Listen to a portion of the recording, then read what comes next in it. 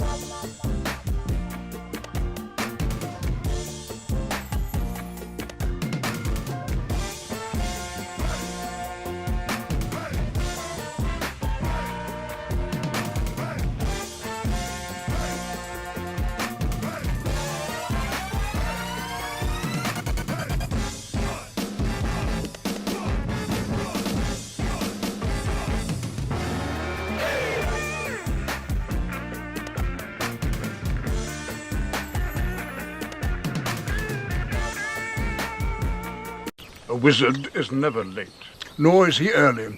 He arrives precisely when he means to.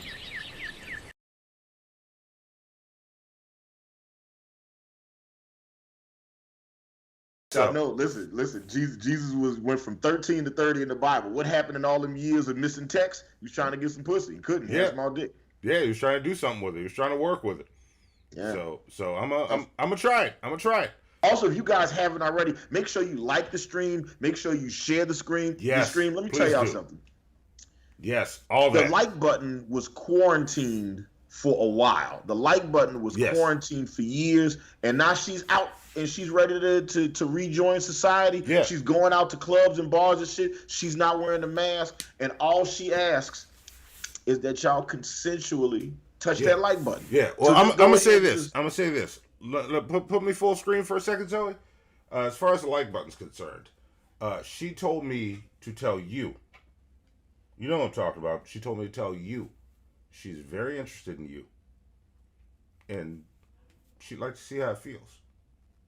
Ooh. So just go, just touch it a little bit. Touch it soft. Give it a little taste. She wants some no strings attached contact. Yeah. Mm-hmm. And you specifically. Yeah. Do it. Yeah, just for the like button. I had to mute to fart. Don't laugh at me. Don't laugh at me. You probably you're gonna clip that, aren't you?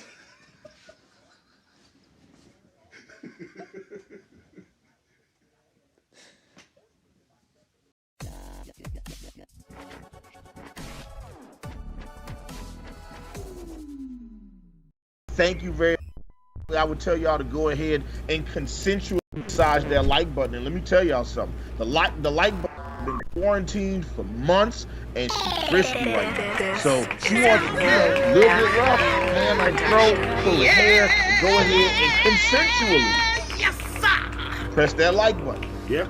I don't want nobody fucking with me in these streets. Sing, children. I don't want nobody fucking with me in these streets.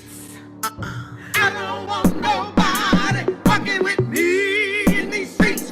Come, ain't nobody got time for that. Ain't nobody got time for that.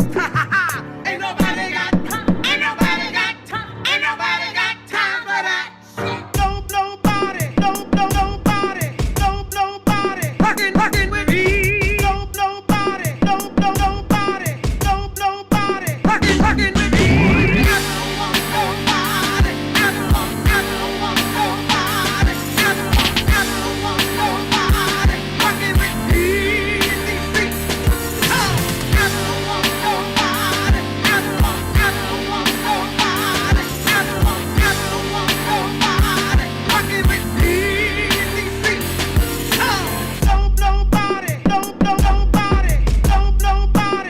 fucking with me. Nobody fucking with me.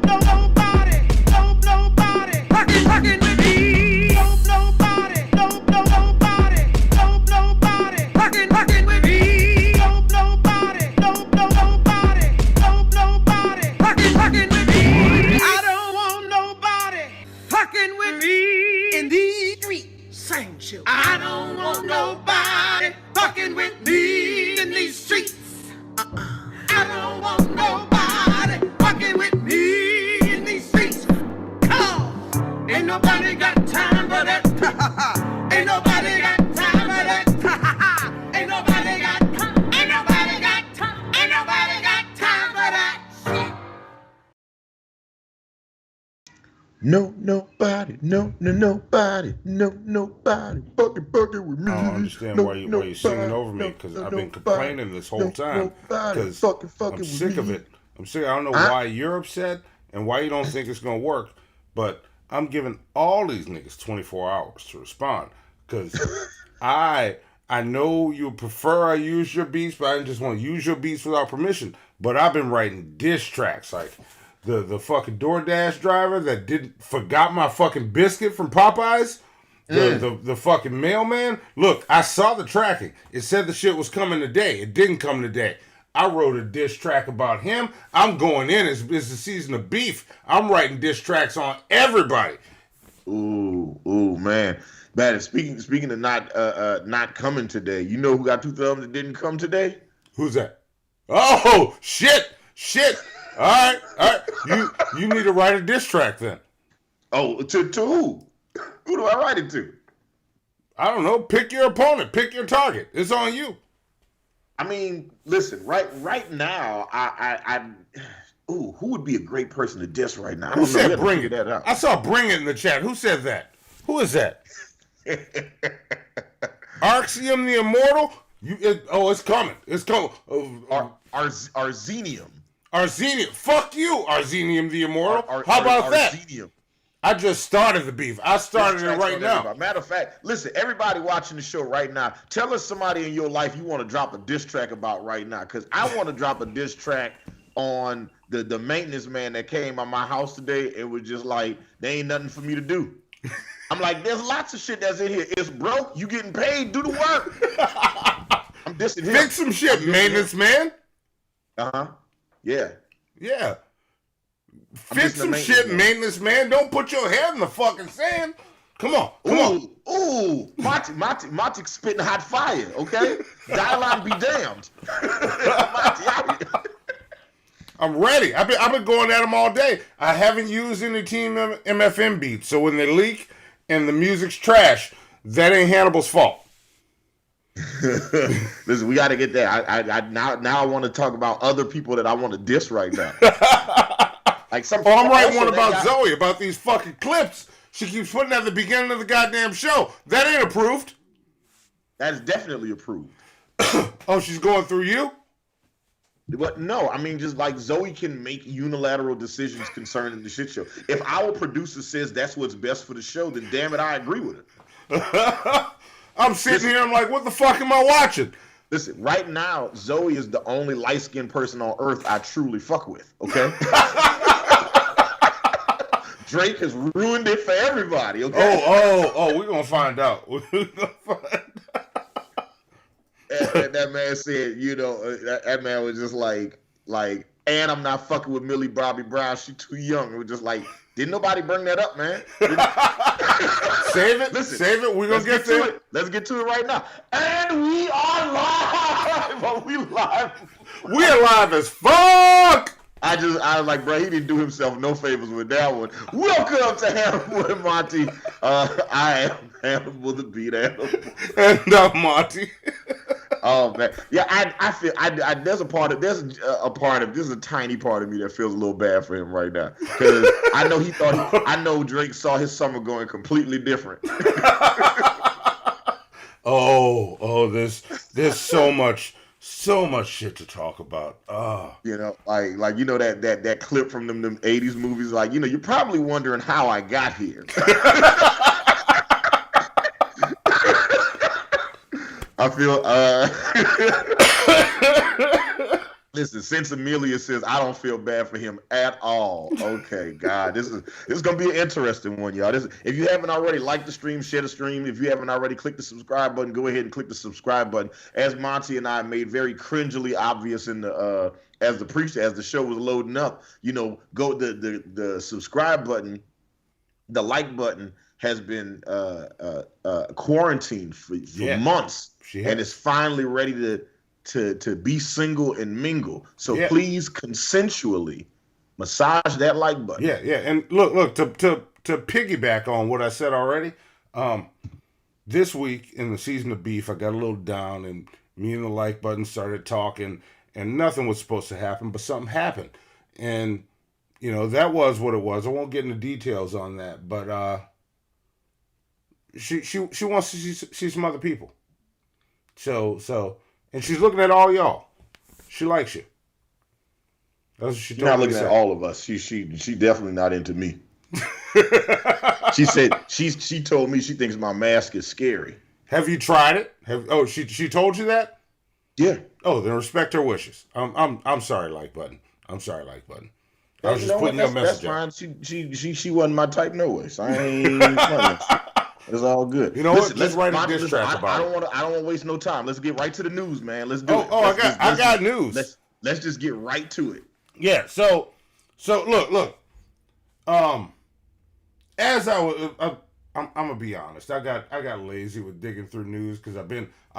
It's the season of beef. I've been writing these diss tracks to everybody, and I've been reaching back because all this shit's going on right now with Kendrick and Drake and everything, and I went back and looked at one of the OG beefs, Nas versus Jay-Z. Oh yeah, one of my favorites to this day. Ether is still my favorite diss song. I'm not gonna say it's the best. All right. Actually, Well, I'm not gonna say it's the best, but it is definitely my favorite diss song of all time. Well, let's talk about that for a second, because what I did was I put together a little reel that kind of sums up those two songs. Okay. Let's check that out and talk about it a little bit. All right, let's talk about it. Hey, little soldier, you ain't ready for war. ROC too strong for y'all. Brother is the army, better yet the navy. Niggas will kidnap your baby, spit at your lady. 4 albums in 10 years, nigga. I could divide, that's one every, let's say 2. 2 of them shits was due. One was the other was Illmatic. That's a one hot album every 10-year average. Ass went from jazz to hanging with Kane to Irv to Big, and Eminem murdered you on your own shit. Yeah. Yeah. That was... Listen. That shit is classic. That was the shit. I love it. The Jay-Z Nas rap beef was, man, to somebody who, if you weren't paying attention to rap music and hip hop then, or if you just weren't a fan of like East Coast rappers, then I don't know if I can impress upon you how big and how monumental that battle was. It was 2 of the biggest rappers in the game. Jay-Z was probably the top 3 selling artists, or at least rappers in all of music at that time. Like him, Nelly, and Eminem was like the only guys that was like really, really selling records at that time. And for Jay-Z and Nas to go head to head and then have this beef, Takeover versus Ether, oh my God. And they took lots of little pot shots at each other after that. But like the battle starts, it really just starts with those songs. Yeah. Yeah, what a great time. As I listen through them, I've always loved the Takeover beat more, but Ether is fucking Ether. Okay. Oh yeah. Ether, like you hear Takeover and you're like, there's no way you can respond to that. Unless you're Nas. Yeah. That shit is great.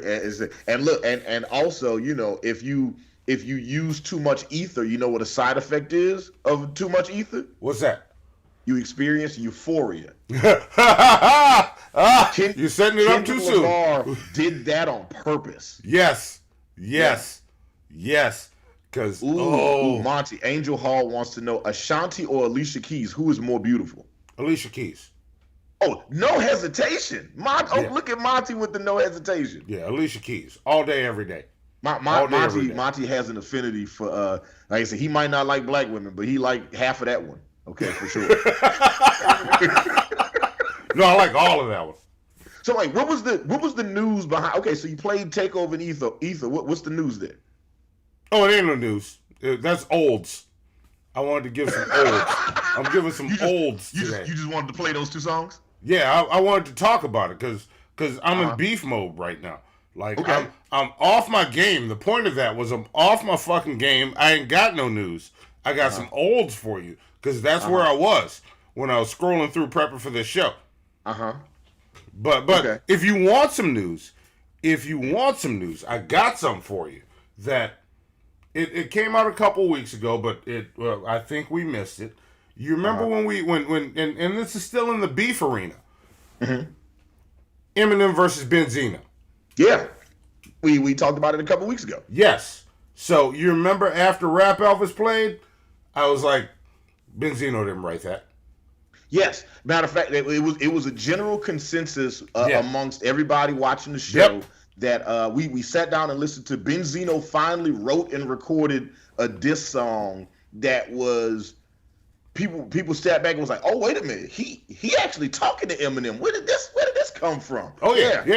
We were all floored by how great the record was, and the first thing everybody said was he didn't write this. Yep, because it was too good. that was the thing that we all said was there's no way he wrote this. Yeah, it was just too fucking good. Like that shit was too complicated for Benzino to have come up with that himself.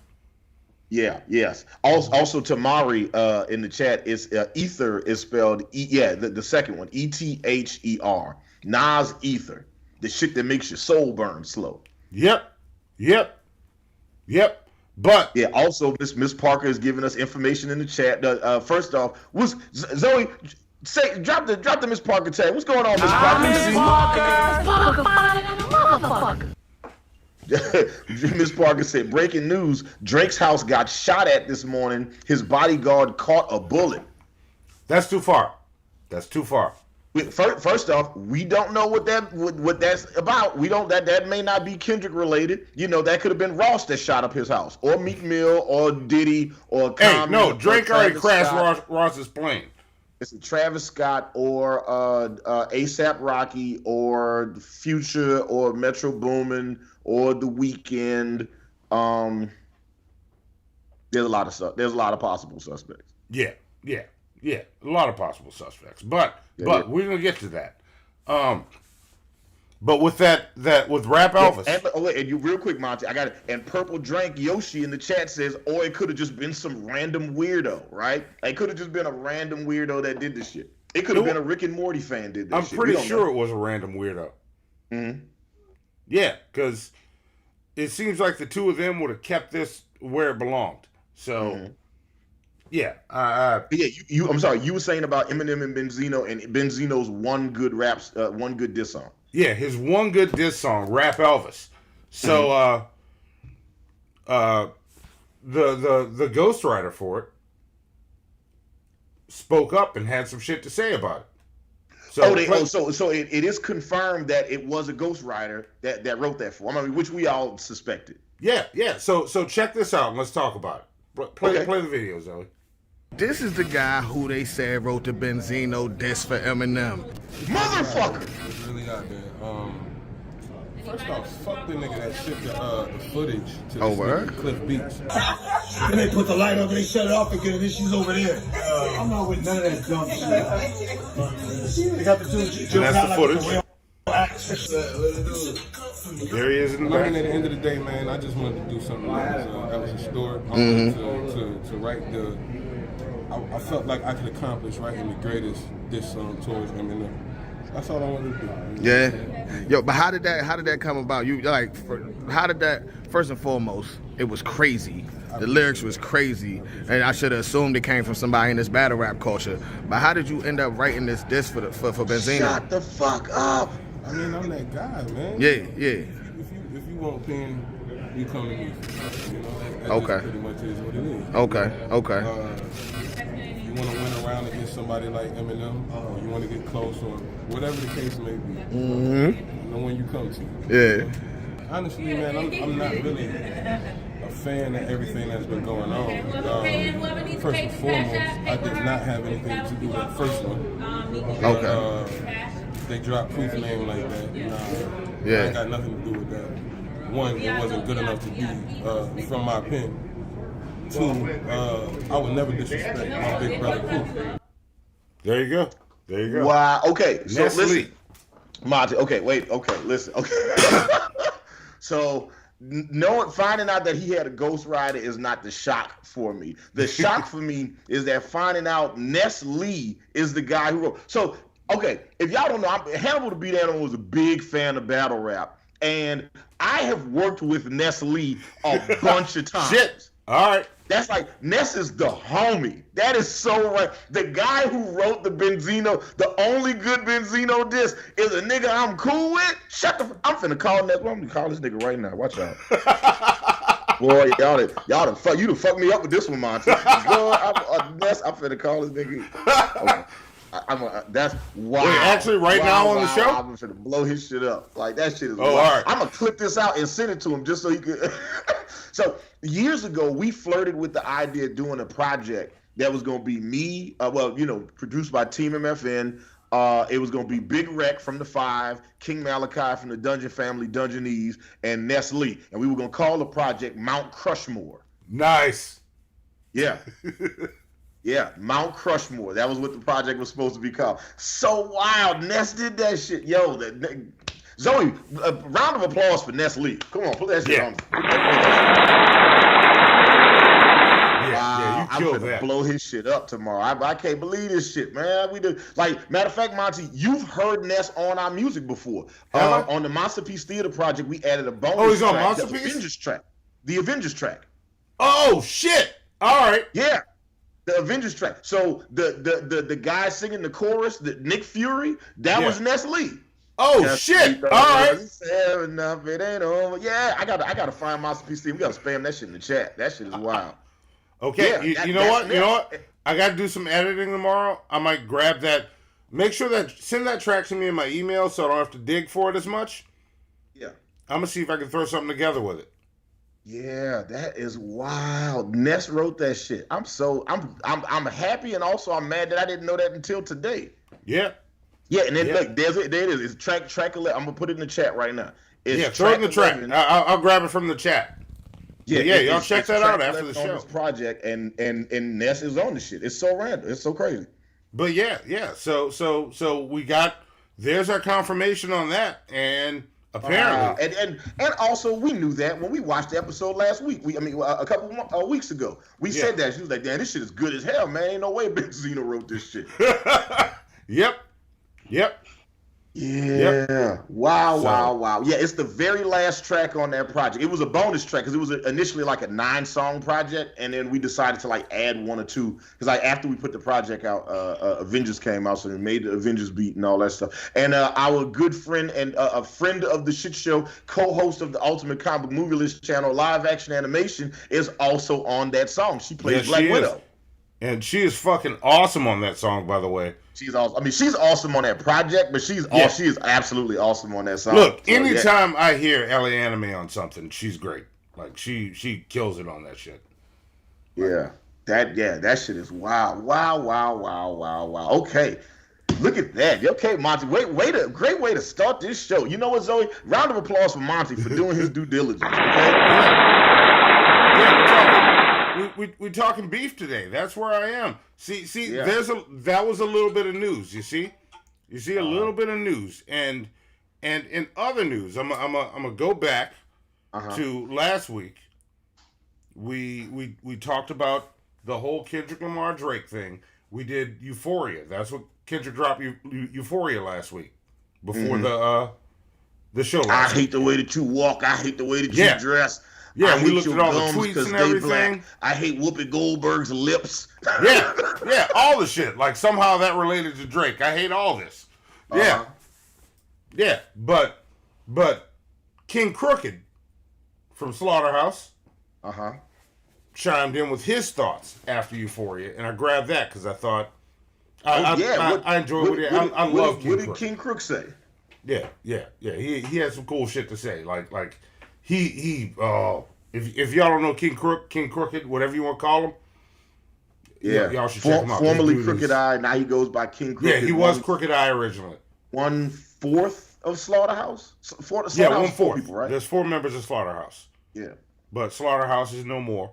But Royce the 5'9", Joel Ortiz, King Crooked, and that greasy light skinned nigga that I don't like. Oh, Joe Budden. There you go. Yeah, you know the one. Mm-hmm. But if you're looking him up, it's KXNG Crook or KXNG Crooked. You'll find him. Yeah. Awesome. King Crook. Okay, what did King Crooked have to say about this? Here's what he had to say about Euphoria. Check it out. Salute. What's up? I'm going to make this real quick. I'm going to make this short and sweet, you know what I mean? There's a lot of action out here. Kendrick Lamar versus Drake. You know what I'm talking about? Euphoria. You feel me? A lot of rap media people, the way they talk about Kendrick, it's not very respectful.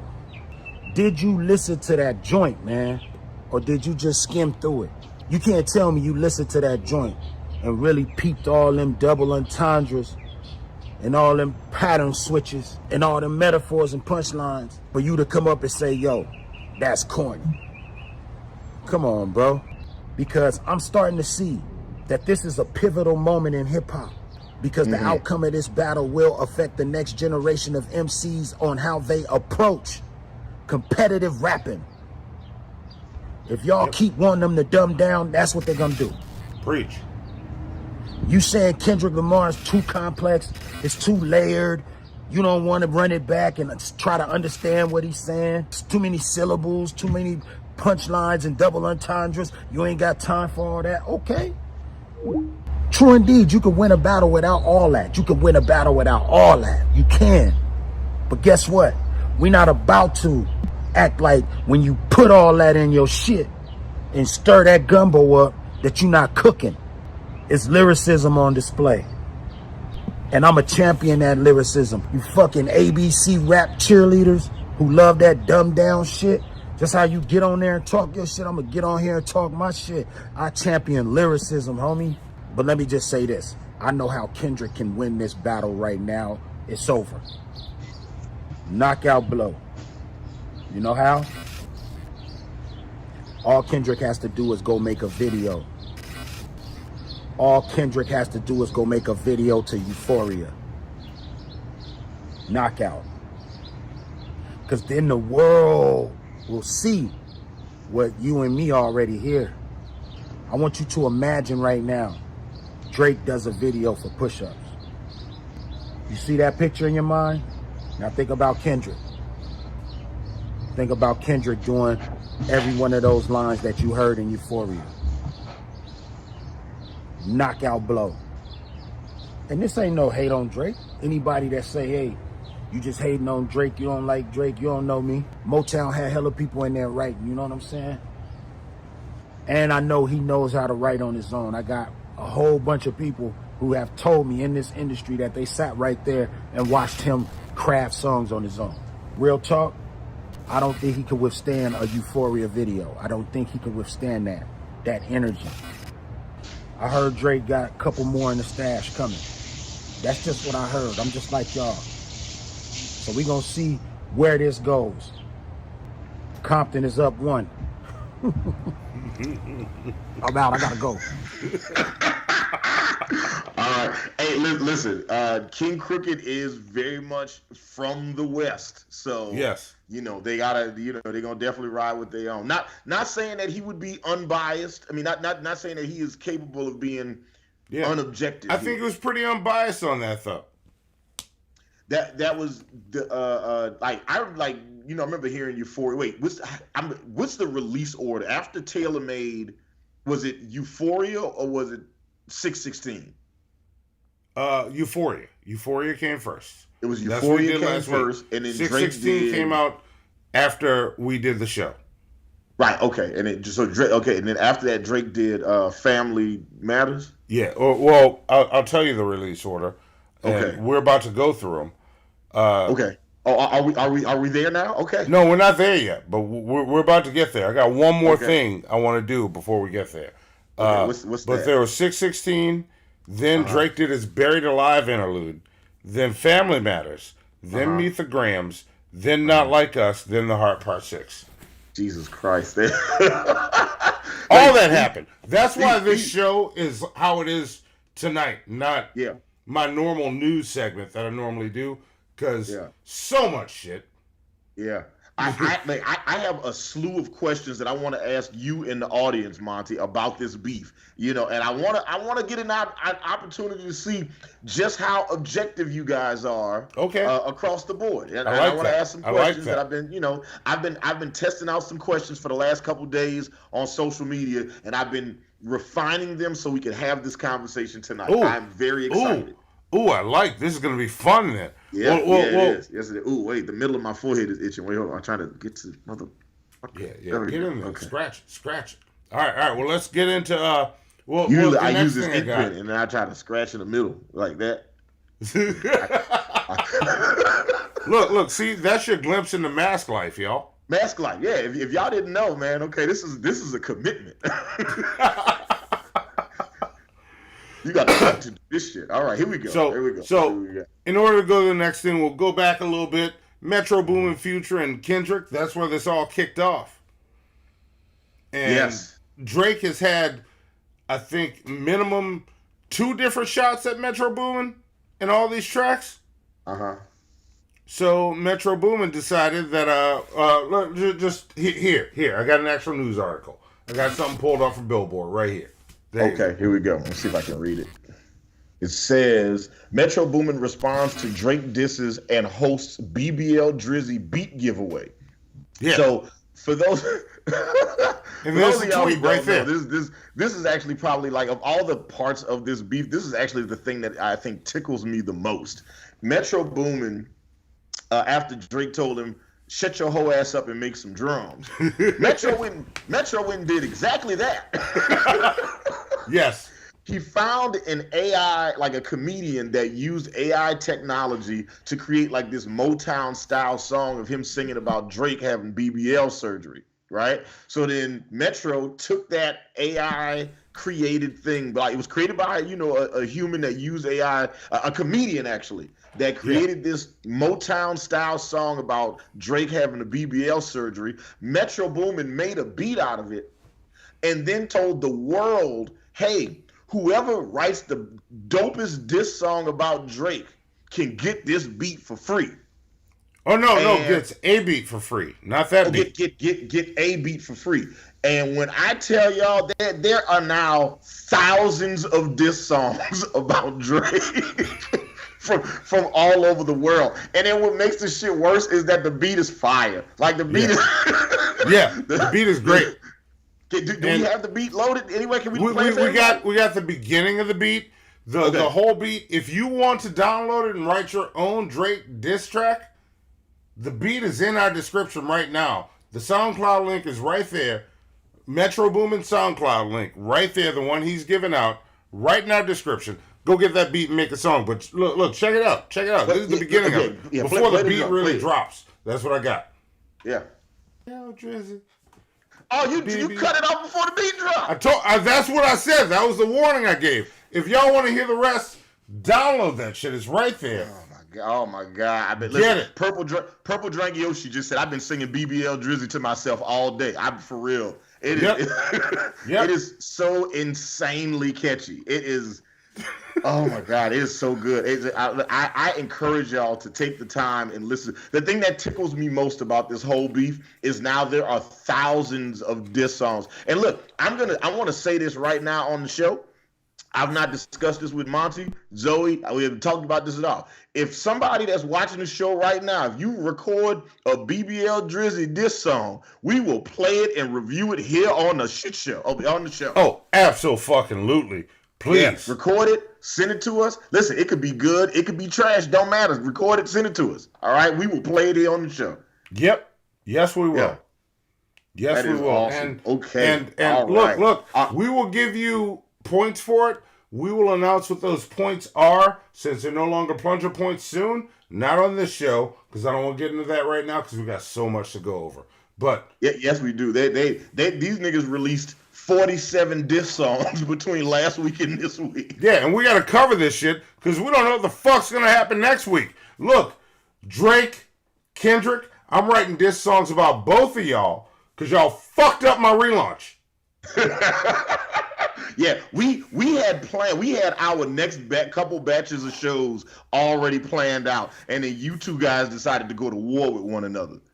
Yeah, you 1 1/2 niggas get on my nerves. Jesus Christ. But you know what? I love it. I'm here for it. I'm here for all of it because we're about to have some fun. Because Saturday morning we did the show Wednesday. So we had a bit of a break. Like we got to sit and go. All right, good show. Here, me and Hannibal talked a bit. Here's what was good. Here's what was bad. Let's figure out what we do. I wake up Saturday morning. I'm literally stirring a pot of grits, and my phone just starts blowing up. I'm like, why the fuck is Hannibal texting me this goddamn early in the morning?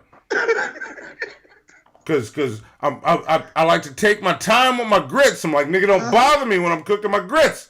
But he knows right now I can bother this nigga while he's cooking his grits. Like, dude, I listen. And Monty makes delicious grits, but I don't respect grits at all. So I was just like, yeah, I'll ruin his day. I'll ruin your grit making. So yeah. And I'm like, and he's just texting 6:16 in LA. I'm like, nigga, you catching a flight? What? I ain't in LA. And I go to my computer and I'm like, let me see what he's talking about. Let me search it. And I search it, and that's the only setup I got. I find this. Zoe, play it. This is probably my personal favorite song of the bunch. I'm not saying it's the best song from the beef. This is the one that I probably enjoy listening to the most and coming back. I love that soul sample. I love the way that the synth was added to it. Like the synth bass was added to it. I like the way Kendrick was riding the beat. I like what he was talking about. I like that the first half of the song is Kendrick being Kendrick. Just like, hey man, I'm trying to be peaceful, okay? I'm trying to like live my life the way I want to live my life, and you really bringing out the worst in me right now. Yeah. So yeah, I'm like, sorry I live a boring life. If you want the monster, you gonna get the monster. Yeah.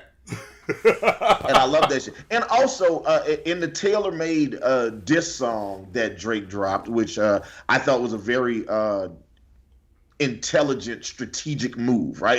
It was a chess move. Some people think it was a great idea. Some people thought it was a terrible idea. I think it becomes one of those things like it's only a bad idea if it doesn't work. Yeah. And in that song, Drake was saying to Kendrick that he was waiting to drop his album, or he was waiting to drop his next diss record until after Taylor Swift because he didn't want to compete with Taylor. And he kept saying, yeah, you have to wait until Taylor gives you permission to drop your diss record. And it's amazing because when this song got made, they not only sampled Drake's uncle, right, who played the guitar on that Al Green sample, but then he also had that song co-produced by one of Taylor Swift's producers. Nice. Like I didn't know that part. That's some next level drama shit. That's some next level. Like if you like, and I've been seeing a lot of memes floating around. It's be like, yeah, man, if you think you was hating well before, you wasn't hating well enough, okay? Because Drake is Kendrick showed everybody there's levels to this shit. Yeah, and see, that sounds like it's the same type of shit Crank Lucas makes fun of. Like I follow the fuck out of Crank Lucas. But he'll always do this is Kendrick in the studio. For this diss, I'm gonna need the sound of a Canadian owl after 3 a.m. standing over a taco shop. How am I gonna find that, Kendrick? I need this owl to live right across from Kendrick's house. Or from Drake's house. What? Yeah. But no, that's some Kendrick shit right there. Yeah, it was. That was like it's all in the details with this dude. Like it's crazy. But he spends so much of that time telling everybody. He was like, "Look, listen. I'm trying to let you know you got leaks in your operation, and I could get in your ass. So this is the time for you to back away. This is the time for you to leave me the fuck alone." Right? That was it. That was it. You know, it was a bit of a warning shot. He was just letting them know. It's like, hey, listen, man, I got people in your operation. So, yeah, and I'm gonna say through this whole thing, because I've seen people's opinions. I gotta agree with Charlemagne on this one, which is part of the reason I went from Breakfast Club. Part of the reason I went to take over in Ether. Like Jay-Z lost Ether. He lost that one. Nas whooped his ass. But Kendrick's taking that Jay-Z approach that Jay-Z had on Takeover, which is, I'm on some grown man shit, but I'm going to come at you. And, you know, Nas flipped it and went Nas. Like, that was just, but there was no response. But Drake is coming at this a little too playfully.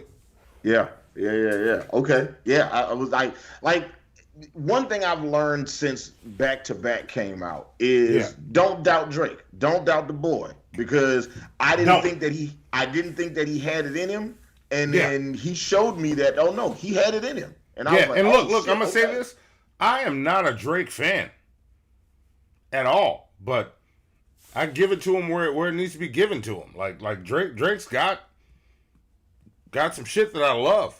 If I was one of them niggas that said pause when people said questionable shit, I was waiting for something like that, like pause, no homo. One of those. One of those was appropriate at what I said. I heard what I said after I said it.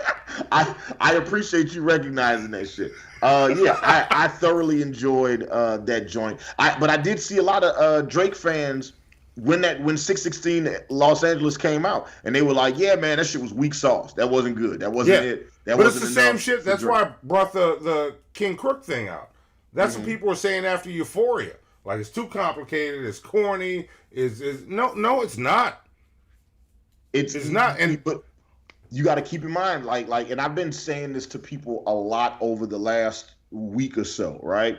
Kendrick Lamar is like a gourmet chef making you a full course meal. Yep. Right.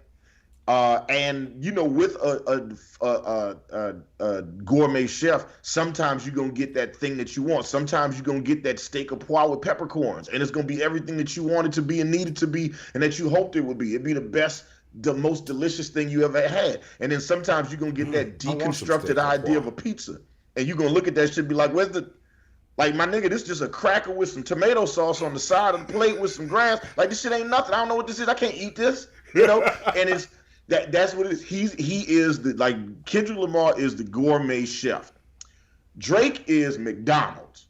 Okay? Yeah. Drake is fish fillet, quarter pounder with cheese, award-winning French fries, chicken nuggets. Yeah, right? But sometimes, going with that analogy, sometimes Drake gonna give you the McRib. And every now and then you get the McRib. Every so often that ice cream machine gonna be working, and you gonna get a toy with your meal for your child, right? Yeah. When I say that, it's very easy for people to misinterpret that as a diss or a slight against it. But so let me clarify, right? When I say Kendrick is a gourmet meal, he is taking the time and crafting every single thing that he does, showing so much meticulousness and care to detail that everything he gives you is multi-layered, right? With Drake though, and when I say that he's giving you McDonald's, that's not a diss, because there's a time and a place where McDonald's is the right fucking thing, right? Like when you hungry in a pinch, you want McDonald's. I don't got time for you to wait for you to make the steak au poivre with the peppercorns, okay? That shit finna take too long. On Top Chef when they would do that thing where they show all the chefs in the kitchen running around, who's got my black garlic? Who's got my chef? And then they cut to the dining room and they be like, it's been 3 hours and the diners are hungry and starving and that's what you get when you waiting on Kendrick for dinner. Right? With Drake, you can if you high or drunk and you leaving the club at night, you don't want the steak au poivre. You want the McNuggets. Okay? Both McNuggets are delicious. That's my favorite thing on the menu at McDonald's.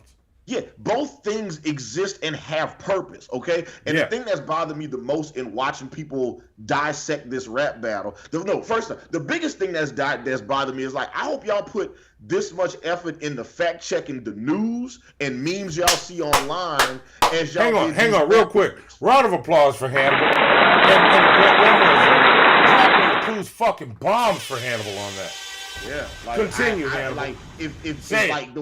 The way I have watched people dissect and fact check all of the lines from these songs, I'm just if y'all did that shit with Israel and Palestine, full screen him y'all while he did says that shit with what the FDA puts in your food, if you did that shit with researching the COVID vaccinations or whether or not the election was stolen, you know how much better the world would be if people put this same amount of care and attention to everything that they did? Jesus Christ. The world showed me collectively that we could be better, and we choose not to be. Yep. Yeah, it's wild. It's fucking wild to me. But you ain't wrong. The big thing that I want people to walk away from is Kendrick exists in the space that he exists in. Drake exists in the space that he exists in. And both of them do not have to occupy the same territory, right? You can have one. It doesn't have to be either or. It can be both and, right? Yeah, let me put it this way. And I love riding around listening to Drake shit. Oh, yeah. Ain't nothing wrong with that. I'm going to put it this way. It's that thing people like to say. When you start talking about something and they go, well, that's apples and oranges. But you can compare apples and oranges because they're both fruit. Right now, we're watching an apple and an orange battle. Yeah. We're comparing fruit right now. Mm-hmm. Deal with Although the oranges really is tearing them apples the fuck up right now. Oh, my God, yes. Oh my God, yes. Look at that's not even apples and oranges. It's oranges to turn that shit to applesauce. Spoilers. And I'm really, really trying to keep it PG.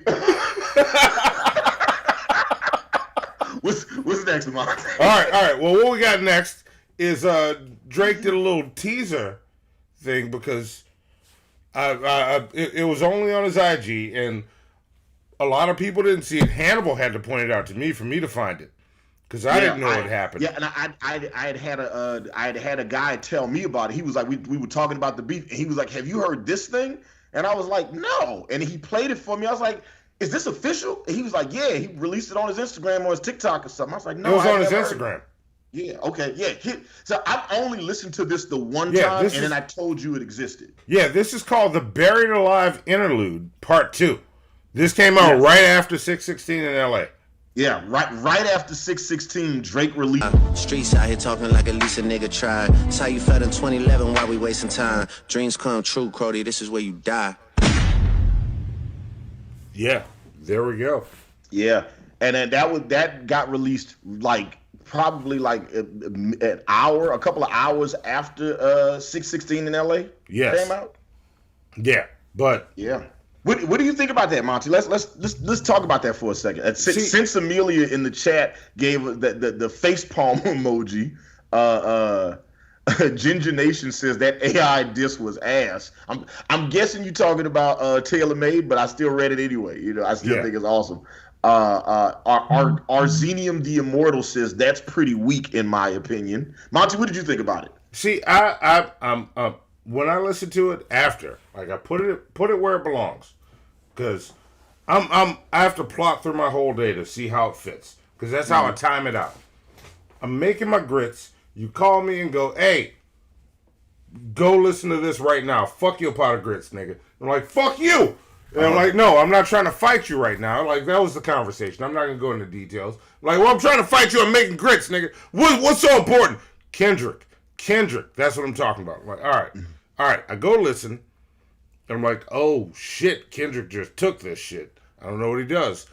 Then right after this comes out, it sounds like a warning shot, because all he's saying when he gets into it is, "Nigga, I'm how you got your start. Watch out." I think it's a good warning shot. I'm not agreeing with y'all in the chat on this is just trash. It's not. Okay. All right. I like that, Monty. You know what? Okay. You know what? Monty is an interesting guy, because I always think I can predict his moves, and then every now and then he hits me with a juke move, and I'm not prepared for it. Okay? Yeah, he sounds good on it too. Like, you gotta get the whole thing. Like, a diss track can't just be fuck you or fuck you too. That ain't fun to listen to.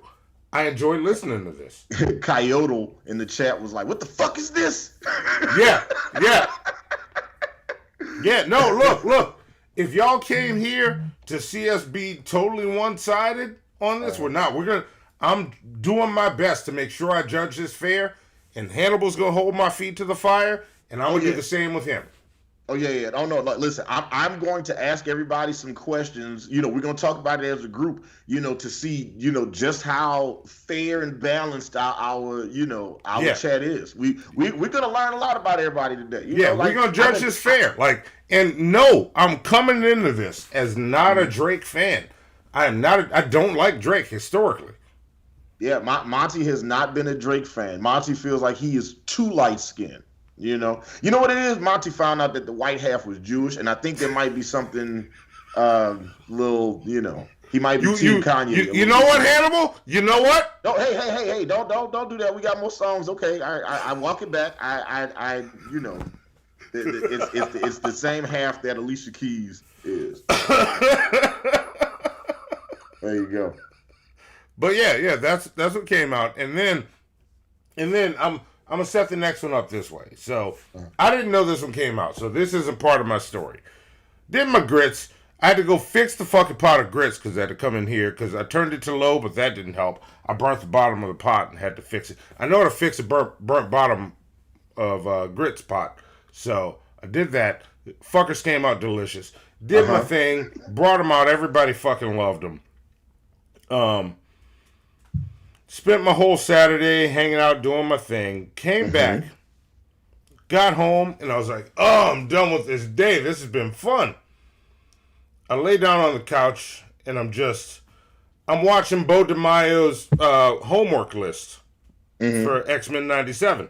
Yeah. Oh my God. I just watched the new episode. Shut the fuck up. I don't want to hear it. I'm not Didn't going watch to. it yet. I'm not going to.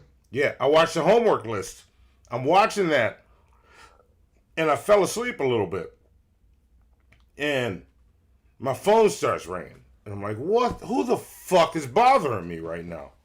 Was it me again? It was you. It was you.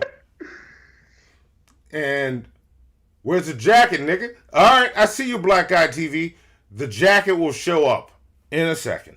But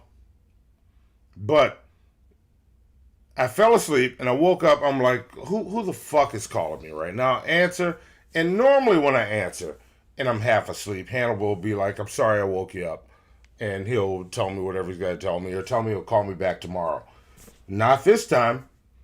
He's like, look, I'm going to just say one thing to you. We got us a battle. Go look up Family Matters. Yeah,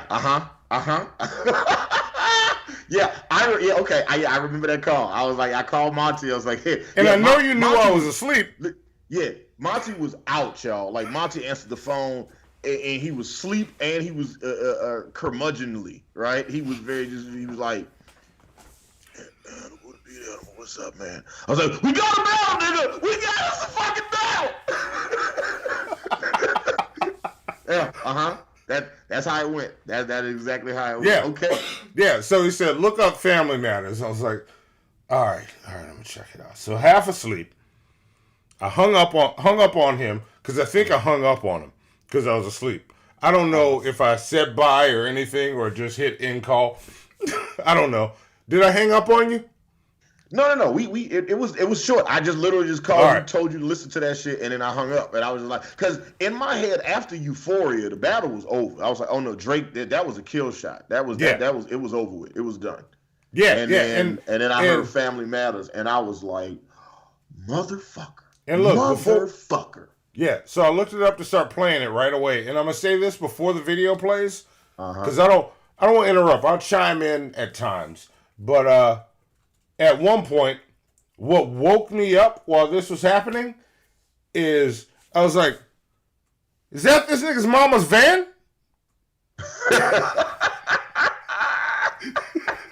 Listen, I heard the song before I saw the video. Matter of fact, when I heard it, like Johnny Brasco, my production partner, 1/3 of Earth's Mightiest production trio, Team MFN. So first off, y'all don't know, all of the music that you hear from Hannibal to Beat Animal, all the music that you hear on this show, with the exception of these diss songs we are listening to, is created by me and my production team. Myself, Ace Wonder, Johnny Facebook Famous Brasco. We've been making beats for a very long time. And look, I'm going to tell y'all, pause real quick, Hannibal. My favorite of their shit right now is still, to this day, 42. Get on that. Yeah. Team MFM 42. I will show you my last FM tops.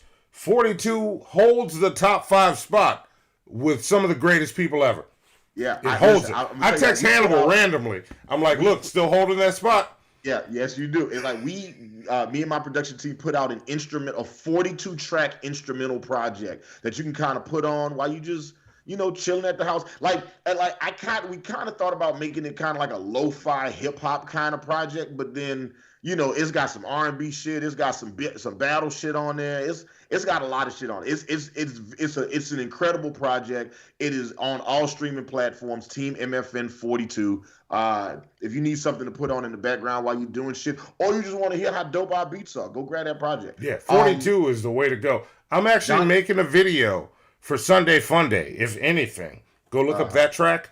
I got a video in the works right now for Sunday Fun Day. Yeah, Sunday Fun Day. I'm a big Storybook stands out for me. There's a lot of joints on that project that I love. Like I love that whole 4, 5, and 6, like a story to tell, Storybook, and then whatever the story epilogue, whatever. Those 3 joints. Yeah, all of those joints are fantastic. But Johnny Brasco called my phone and he was like, "Yeah, man, we got a battle." So he sent me the link. I'm in the shower, listening to the song. My girlfriend is on the couch listening to the song, and I'm reacting to it. I'm like, oh shit, this nigga Drake, wow. And then I hear my girl laughing in the other room. I'm thinking she's laughing at me. No, nigga, she's listening to the song too and also reacting in real time.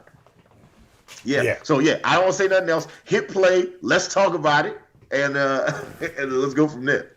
Here we go. Let's go. Listen. I don't care. Like that is. I don't care what anybody has to say. That is just a great song. Just a great collection of music. Yes. Did you put the jacket on? Yeah. I put. It's time for beef. I gotta wear my jacket. When did you? I look good in my jacket. Listen. Okay, that is just. Hey, one's in the chat. If I look good in my jacket. Oh God. And just hold down any key. I'm gonna just hold down the number 2. Yeah, don't get mad because a nigga's looking good. There you go. There you go. Arzenium the Immortal. 4. There you go. Look, see, there's a 1. Ginger Nation 9. There we go. That don't even make sense. What's the 7? Sunshine 7. There you go. 7? Miss Parker said you can't even fit the damn jacket. I look good in this jacket. Mm-hmm. That's not what the chat's saying right now. Purple Drink Yoshi, don't agree with him. Don't do that. Thank you, Purple Drink Yoshi. Purple Drink Yoshi. Look Not good at all. We don't want to do that. Sunshine. I heard this song and I was like, oh, it's not 7. It's not. You know I look good in this jacket. Drake did his thing. He snapped. He snapped on it. There's so many things that I want to talk about. Oh shit! Joint. Our stream was interrupted. Are we live? Hang on. I don't think we're live. You don't think we're live? Oh shit! Yeah, wait. What? Oh, you know why? We'll keep talking. That Drake song. That's why. Because the Drake song. The Drake song killed us. Hang on. We'll see when we're back. I just saw the notice. We'll just keep talking. What? And while we were watching the shit, I saw the stream. I saw the our numbers go down, and I didn't know why, and that's why. Okay. Yeah, it's gonna come back up. We don't have to restart. Okay. But it's gonna start back up as soon as it sees we're not playing some shit that's already on YouTube. Hang on, I'm gonna text. Wait for it. Killed the stream. That is hilarious. Which actually is gonna make it even funnier when we do the next batch of songs because Kendrick was like, yeah, like Drake's team is flagging people using his content, not Kendrick. No, yeah. Kendrick's like, review my shit. Oh, we're back. All right. Okay. Are we back right at the second? Yeah, we're back. Is it the same link? Yeah, it's the same link. Okay, gotcha. Yeah. You just gotta wait for it because that's the other problem. I want to tell y'all right out the gate. There is a 99% chance that the reason our stream got briefly sabotaged was because we listened to that Drake record. Yeah, and it's 100%. Oh, it is. I haven't seen the actual notice come in yet. No, I saw it come in. I looked at YouTube Studio. But I saw it come in right when it happened. That's why it happened. Yeah. Okay. So. Yeah, we played that Drake song and they just shut our shit down just now. So let that be a lesson. You can't listen to Drake's music unless. But like, here's the thing. I was about to say a bunch of positive shit about the record, right? Like there was a lot of really. There's a lot of really cool stuff there. I like the. I'm trying to think of some of these lines. I gotta give him props on going to the spot that Kendrick mentioned in Euphoria, the Chinese food spot. Mm-hmm. I'm not gonna try to say the name. I can't remember it. New Fo King. Yeah, Ufo King, and he went there, and they're eating there, and the cakes like Happy Divorce. And what was the other one? I can't remember the other one. Like the video was great, and towing the good kid, Mad City van is chef's kiss. Yeah, him using the good kid, Mad City van. I thought was dope. Also, like when he's in the third verse where he's talking about he's got the lines where he's talking about Pharrell. He says, "Oh, let me pull it up real fast. Let me see where's it at. Tupac State." West Coast, hang on, season desist. Yeah, exactly. I'm trying to find it. I'm trying to find it right now. No. This while you find it, I will say this. This track, I agree with what Hannibal said when he called me and woke me up. We got us a battle. You got us a battle, yeah. Because hate on it all you want. This was good. Yeah. He said, this was good. This was damn good. In that part of the video where Drake is at the Chinese restaurant at New Fuck King, right? He says, "You want to take up for Pharrell? Then come get his legacy out of my house." Right? You can't have my jacket. Yeah. He apparently Drake, like, I guess Pharrell had designed like a set of jewelry.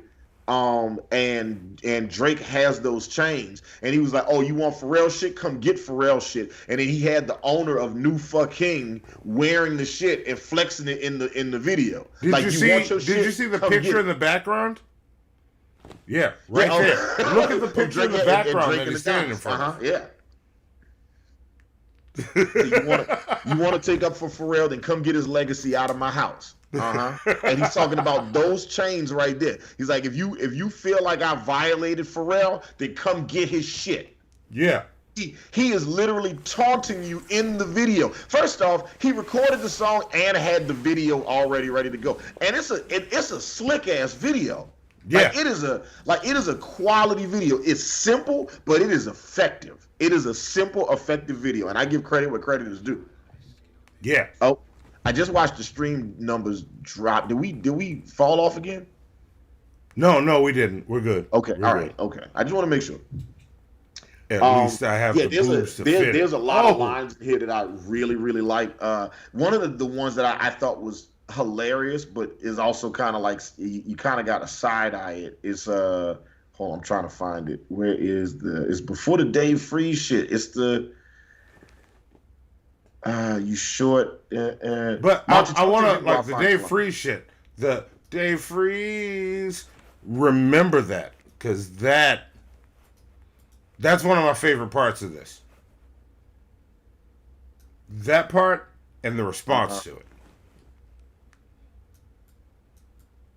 Here we go. He says, out here begging for attention, niggas say please. Always rapping like you about to get the slaves freed. Yes. I was like, yeah, it's gross, but it's a bar. That's yeah, a bar. but even that, like that Dave Freeze thing and the slaves free. Yeah. Yeah. And then also like the part he about set us up for a second you chef's kiss that happens in response to that. Yeah. Say you hate the girls I fuck, but what you really mean, I've been with black and white and everything that's in between. You the black messiah wifing up a mixed queen. Yeah, that was a good one.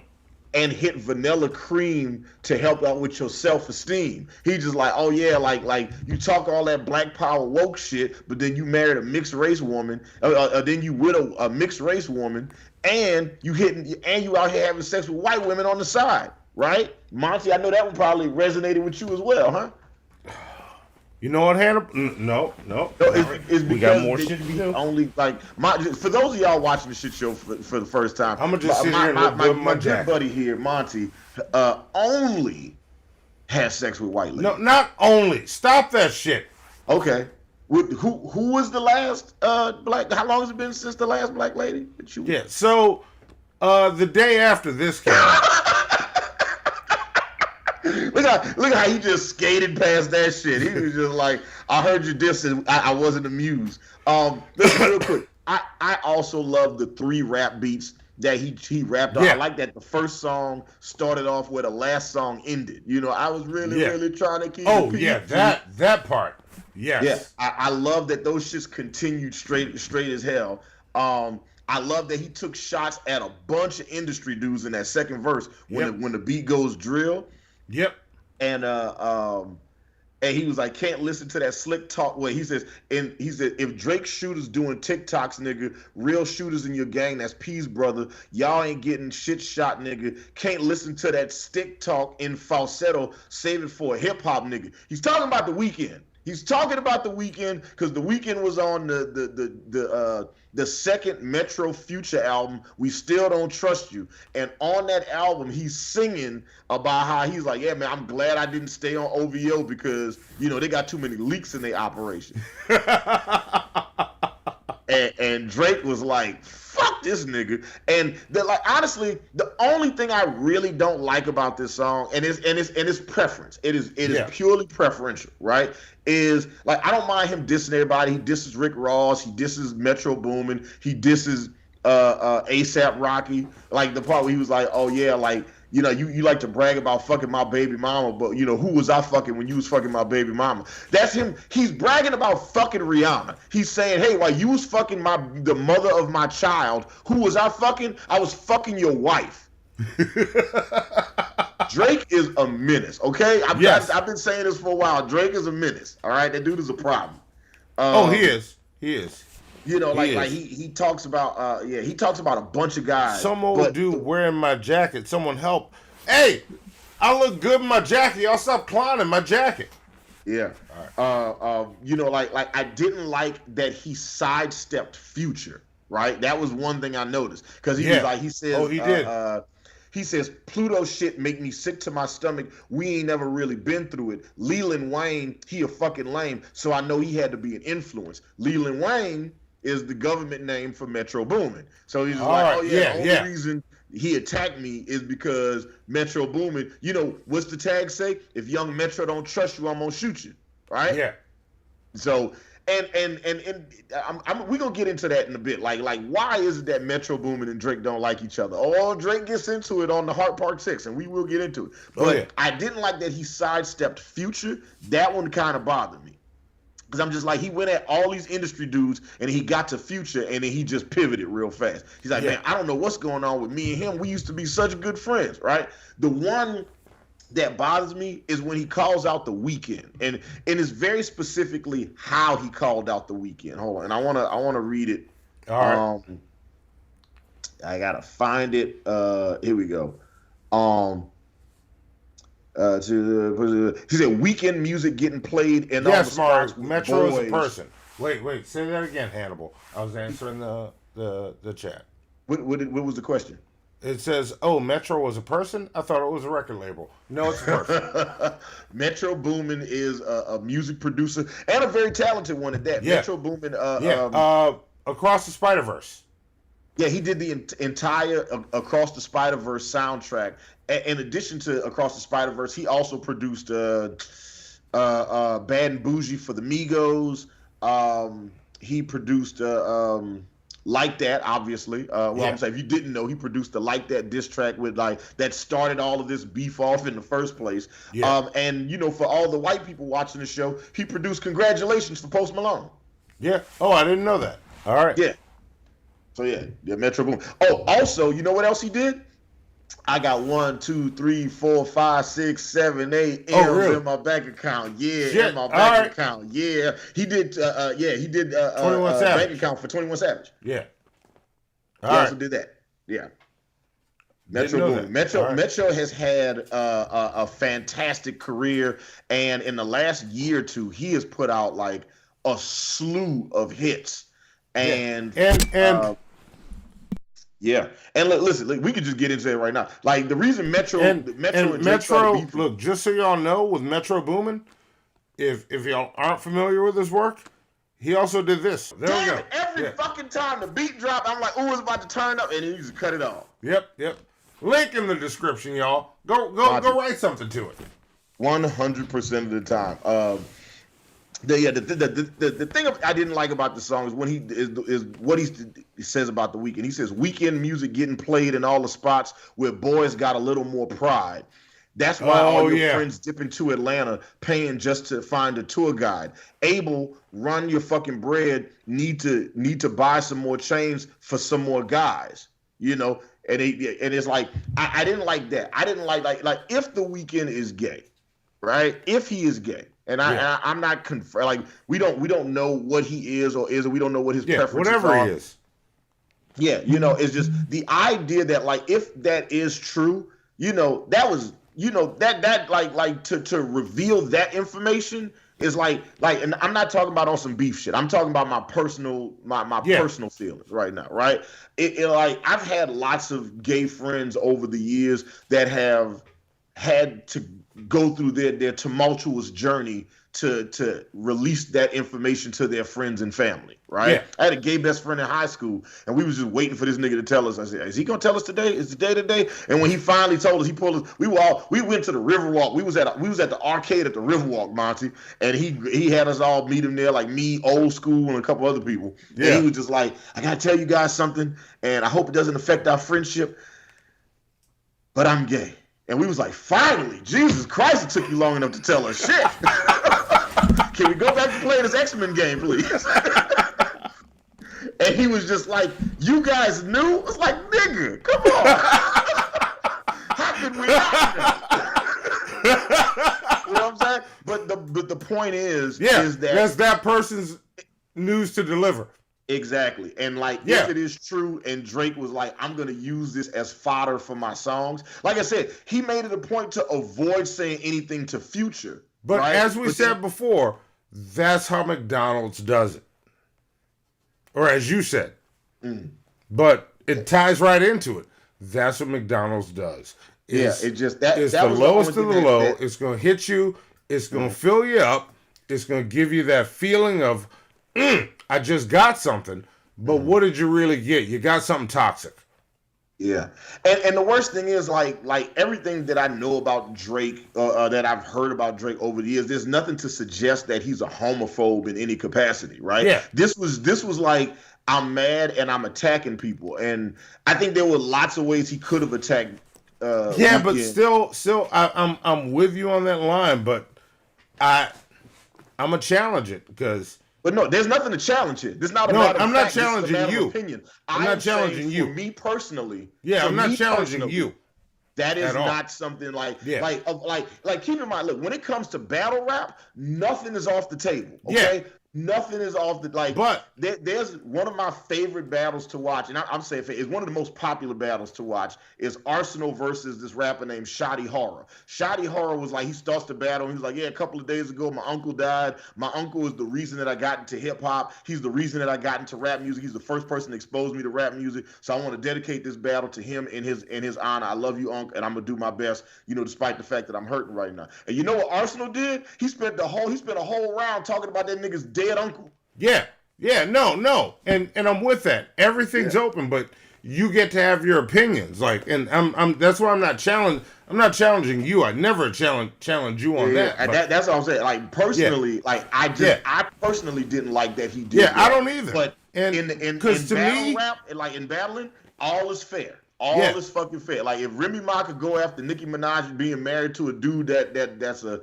sex offender or pedophile. I'm not sure exactly what the accusation is against, or what the charges were against Nicki Minaj's husband. But like Remy Ma used that angle and she dragged that shit into the dirt. Yeah. You know what I'm saying? Yeah. To me, that bar came off the same as a bar that said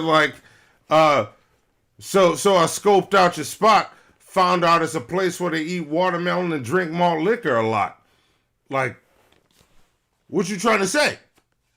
He's trying to say you're black. He said, I'm battling your black ass, okay? I'm trying to let you know. He's like, there's like watermelon, malt liquor. There's probably a place that sells fried chicken nearby. There's probably a DD's somewhere close. A check cashing place. Monty with the racist bars. That was an example. That wasn't a real bar. Right, and then he was fast with it too. That's the thing. Monty was quick with them racist bars. Okay, Tom McDonald is like, okay, I see you. I'm gonna raise you.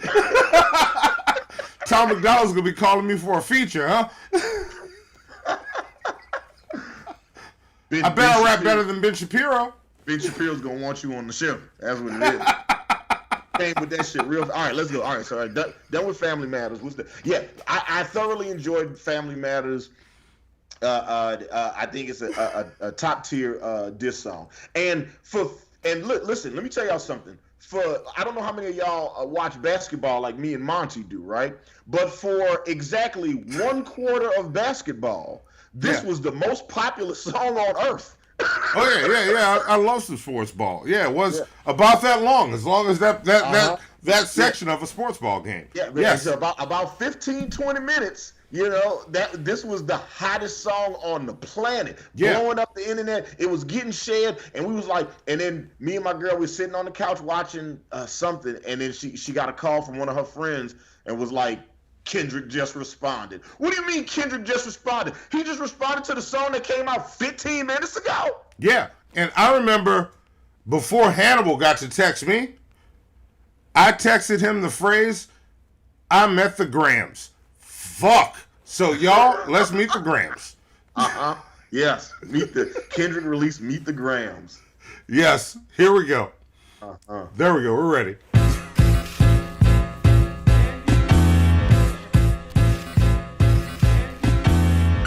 Dear Adonis, I'm sorry that man is your father, let me be honest. It takes a man to be a man, your dad is not responsive. I look at him and wish your grandpa would have wore a condom. I'm sorry that you gotta grow up and then stand behind them. Life is hard, I know. The challenges always go beat us home. Sometimes our parents make mistakes that affect us until we grown. And you're a good kid that need good leadership. Let me be your mentor, since your daddy don't teach you shit. Never let a man piss on your leg, son. Either you die right there or pop that man in the head, son. Never fall in the escort business, that's bad religion. Please remember, you could be a bitch even if you got bitches. Never code switch, whether right or wrong. You're a black man, even if it don't benefit your goals. Do some push-ups, get some discipline. Don't cut them corners like your daddy did. Fuck what Ozempic did. Don't pay to play with them Brazilians. Get a gym membership. Understand, no throwing rocks and hiding hands, that's law. Don't be ashamed about who you with, that's how he treat your moms. Don't have a kid to hide again, be sure. 5% will comprehend, but 95 is lost. Be proud of who you are.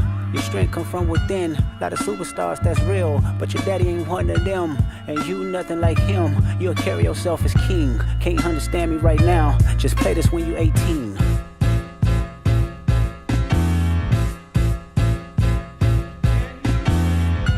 Dear Sandra, your son got some habits, I hope you don't undermine them. Especially with other girls that's hurt inside this climate. You're a woman, so you know how it feels to be in alignment with emotions, hoping a man can see you and not be blinded. Dear Dennis, you gave birth to a master manipulator. Even using you to prove who he is a huge favor. I think you should ask for more paper, and more paper, and more paper. I'm blaming you for all his gambling addictions, psychopath intuition, the man that liked to play victim. You raised a horrible fucking person. The nerve of you, Dennis. Sandra, sit down. What I'm about to say is heavy. Now listen. Your son's a sick man with sick thoughts. I think niggas like him should die. Him and Weinstein should get fucked up in a cell for the rest of their life. He hates black women, hypersexualize them with kinks of an info fetish. Grew facial hair because he understood being a beard just fit him better. He got sex offenders on Hovio that he keep on a monthly allowance. A child should never be compromised, and he keeping his child around him. And we gotta raise our daughters knowing there's predators like him lurking. Fuck a rap battle, he should die so all of these women can live with a purpose. I've been in this industry 12 years, I'ma tell y'all one little secret. It's some weird shit going on, and some of these artists be here to police it. They be streamlining victims all inside of their home and calling them tender. Then leak videos, sell themselves to further push their agendas. To any woman that be playing this music, know that you're playing your sister, or better yet, selling your niece. To the weirdos, not the good ones. Cat Williams, I gave you the truth, so I'ma get mines. The embassy about to get raided too, it's only a matter of time. Hey, Lil Bron, keep the family away. Hey, Curry, keep the family away. To anybody that embody the love for their kids, keep the family away. They looking at you too if you standing by him. Keep the family away. I'm looking to shoot through any pervert that lives. Keep the family safe.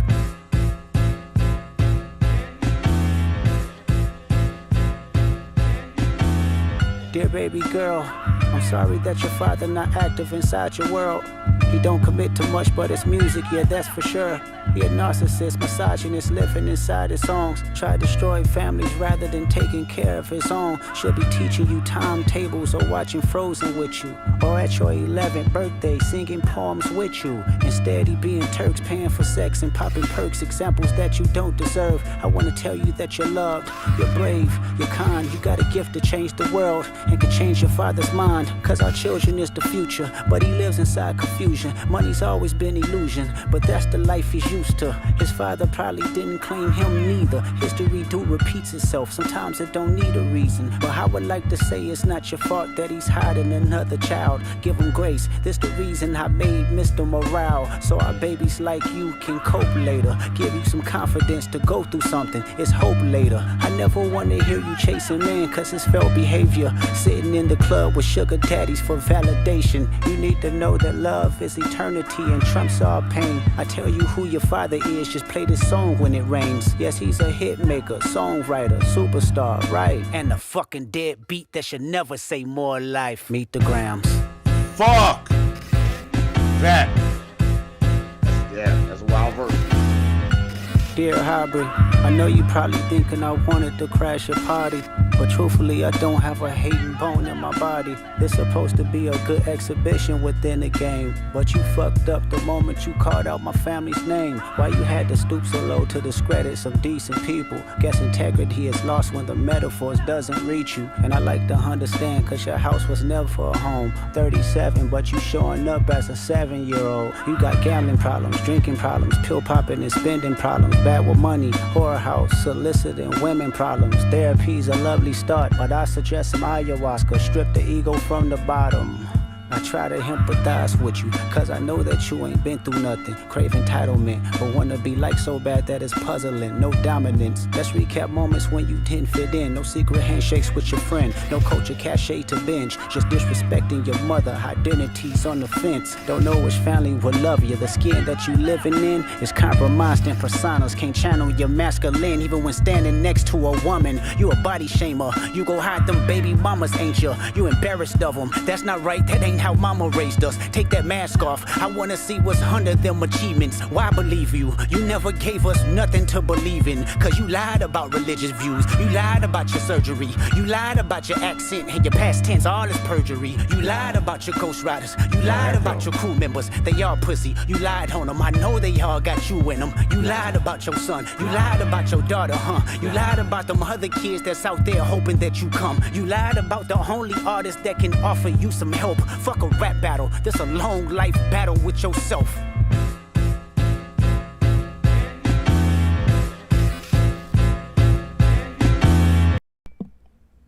Yeah, listen, I didn't know until King Lux said. Also, first off, drop one of those bombs for King Lux. Fantastic rapper. We have been talking about working. We have almost worked together 18 million times. Almost 18 times? Yeah, almost 18 times. We almost worked together. Since Amelia wants to know what key that piano is. Oh, we're gonna find out on the next track. If you give me a chance, if you give me like 2 seconds, I can tell you what it is. Matter of fact, speaking of the track, right? There's some one aspect of this track that I think is brilliant is the way the piano falls, right? The dun, dun, dun, that last note is out of key.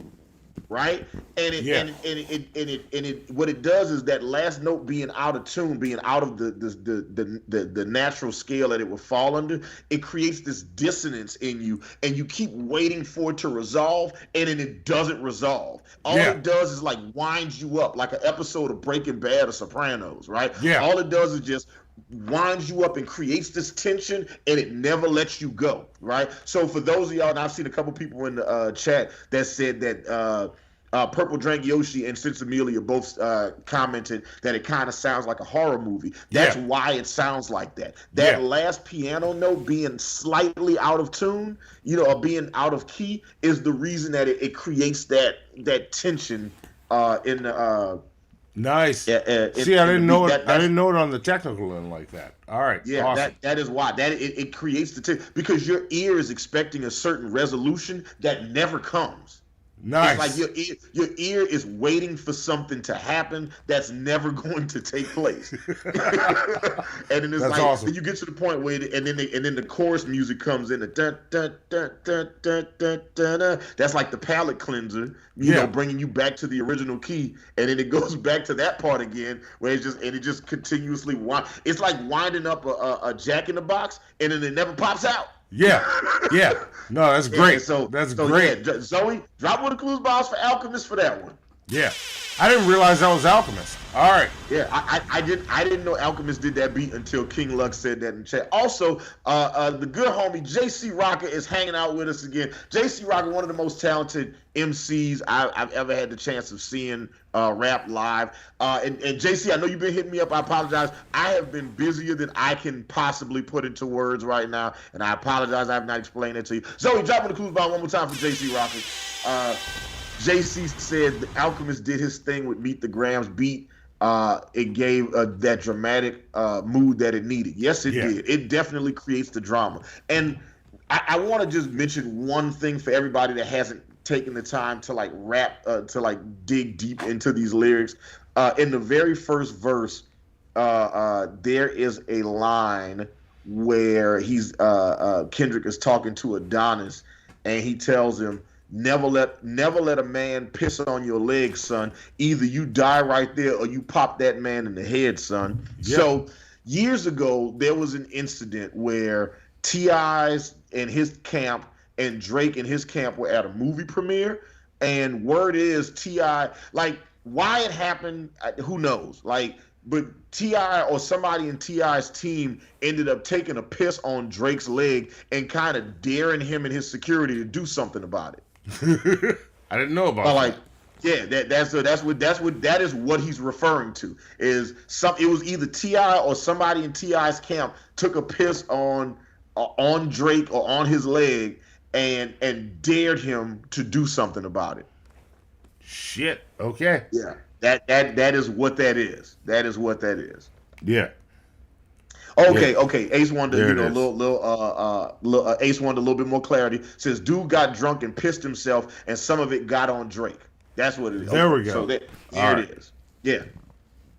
Yeah. Somebody really pissed on Drake. Somebody really allegedly pissed on Drake. Yeah. Like I've been in this business for a long time, and I've heard different variations of this story over the years. And one thing I've learned in this business is that niggas lie. Okay. Yeah. Niggas will lie. So like knowing what actually happened, how it happened, I'm not entirely sure. But that is that lie. He's like, don't ever let a man put on your leg. If he does, you gotta, like, one of y'all got to die that day. Yeah. And I think that's good advice. I gotta give respect to Kendrick did not talk about Drake's family in this. He talked to them. Great move. Yeah. Great fucking move. Ginger Nation saying it was Diddy that peed on Drake. See, that's what I thought it was. Okay, King Phillip. All right, Zoe, drop in the clues box for King Phillip. King Phillip, one of the most talented producers that I've met in my lifetime. Lives out here in Atlanta, Georgia. Beat battle producer, and genuinely amazing guy. Matter of fact, Monty, that Batman, that Batman animated series trap beat that you like, King Phillip made that. Oh shit! All right. Yeah, he did that. I didn't know that. And I think King Phillip did that beat for. Did you do that beat for Young Jeezy?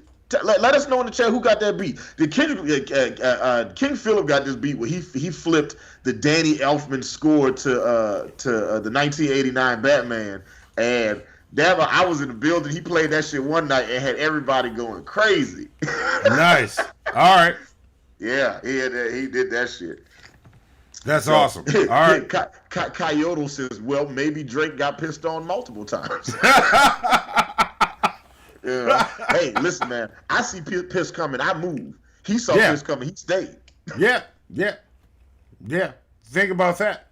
But no, But like for Meet the Grams to come out like not even 20 minutes later, like Drake dropped his record and it's blowing up the internet. And motherfuckers like, the motherfuckers going around, he really trying to keep it PG. And it's like Drake fans are celebrating, they fucking fist pumping, they're holding hands, and like it's like that Coca-Cola commercial where they was holding hands across America. Happy days are here again. And it's like, oh, we just gotta let him, James. Let's see what's check this out. And just like this, before you finish celebrating, this happens. Play it. Yeah.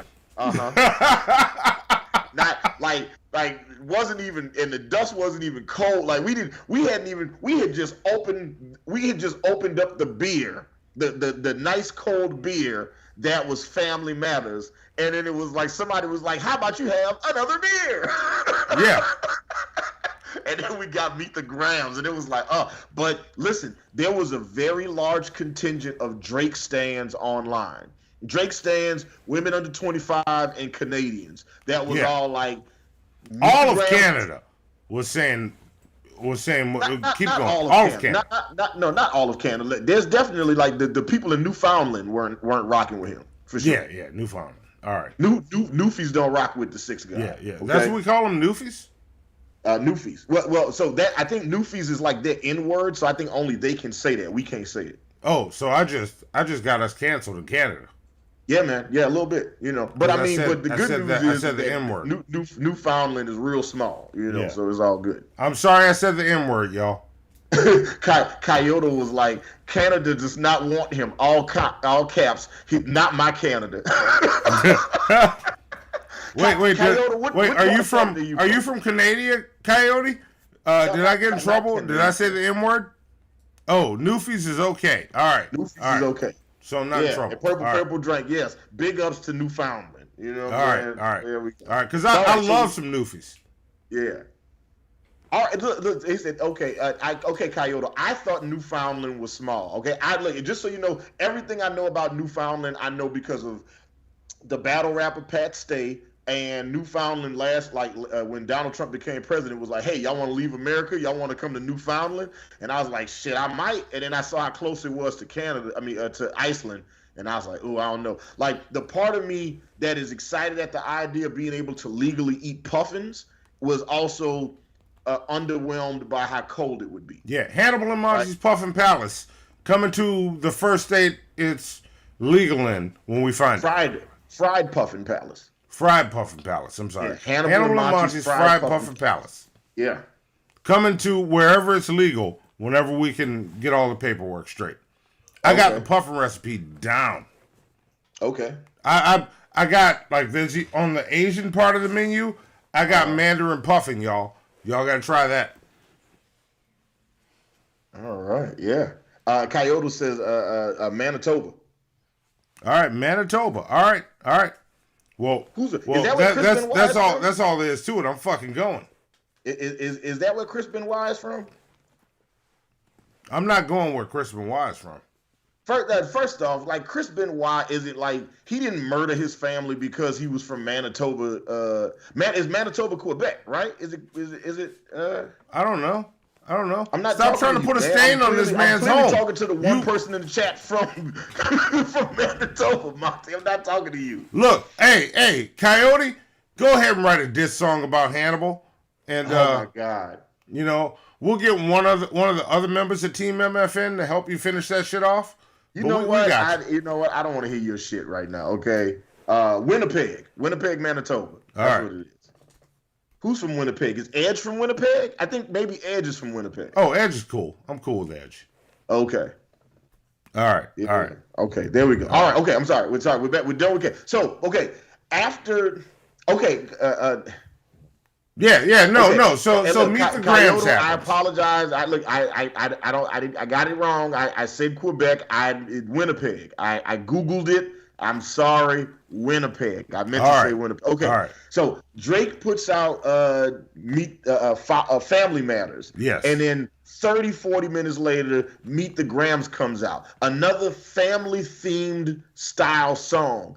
And the word is that there were people in Drake's operation that were leaking all of his moves to Kendrick Lamar. Yeah. We will come back to that because not long after Meet the Grams came out, one of the big things that Drake fans were saying online was, that song is trash, it's slow, it's boring, the drums not hitting. Yep. You can't dance to this. You can't, like, at least the Drake shit, you can listen to that shit in the club. You can't listen to none of these Kendrick diss songs in the club. Yes. Yes. That's the segue, nigga, yes. Segue. And then we get this. Here we go. Hit it, Zoe. We get this after all that shit. I see dead people.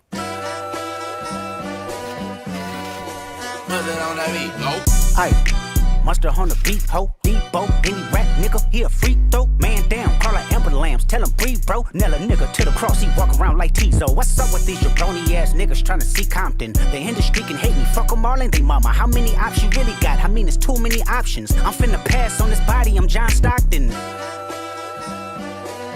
Beat your ass and hide the Bible if God watching. Sometimes you gotta pop out and show niggas. Certified boogeyman, I'm the one that up to score with him. Walk him down whole time, I know he got some hoe in him. Pull on him, extort shit, bully the flow on him. Say Drake, I hear you like I'm young. You better not ever go to cell block 1. To any bitch that talk to him and they in love, just make sure you hide your little sister from him. They tell me Chubb's the only one that get your hand-me-downs. And party at the party playing with his nose now. And Baka got a weird case, why is he around? Certified lover boys, certified pedophiles. Wop, damn! Wop, wop, wop, that fuck him up. Wop, wop, wop, wop, wop. I'ma do my stuff. Why you trolling like a bitch, ain't you tired? Trying to strike a chord, and it's probably A minor.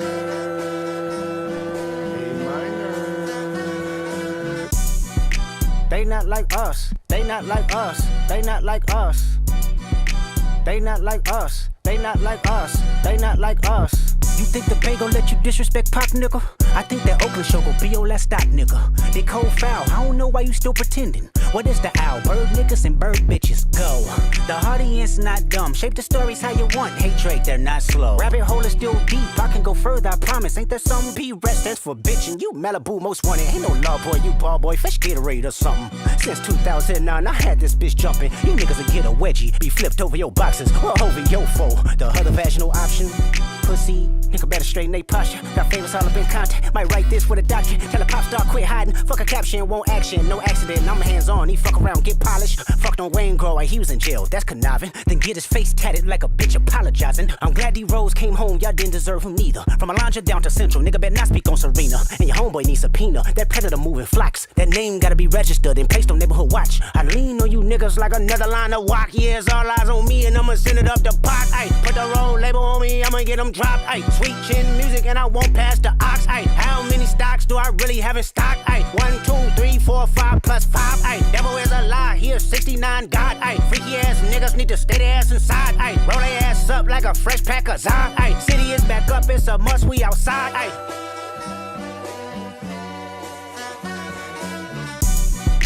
They not like us, they not like us, they not like us. They not like us, they not like us, they not like us.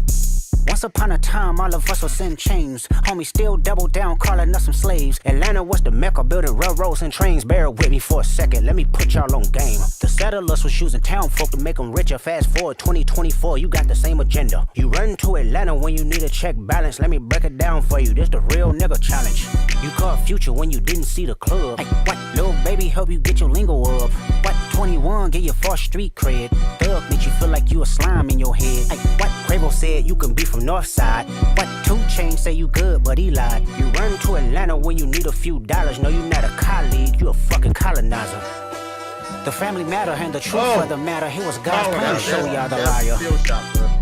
Yeah, that's the one. He a fan, he a fan, he a fan. He a fan, he a fan, he a freaky ass nigga, he a 69 God. Freaky ass nigga, he a 69 God. Hey, hey, hey, hey, run for your life. Hey, hey, hey, hey, run for your life. Freaky ass nigga, he a 69 God. Freaky ass nigga, he a 69 God. Hey, hey, hey, hey, run for your life. Hey, hey, hey, hey, run for your life. Let me hear you say OV ho. OV ho. Say OV ho. Then step this way. Step that way, then step this way, step that way. Are you my friend? Are we locked in? Then step this way, step that way, then step this way, step that way.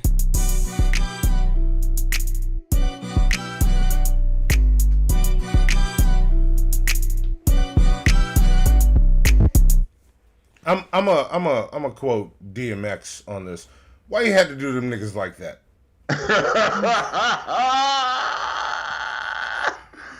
Listen, and then he turned around and gave y'all a club bop that is almost certainly going to be the #1 song in the country in like a week or two, right? Yes. Like when the charts get updated, and I got some Billboard chart information. But wait, before you get to that, I just want to say, other vaginal option, done.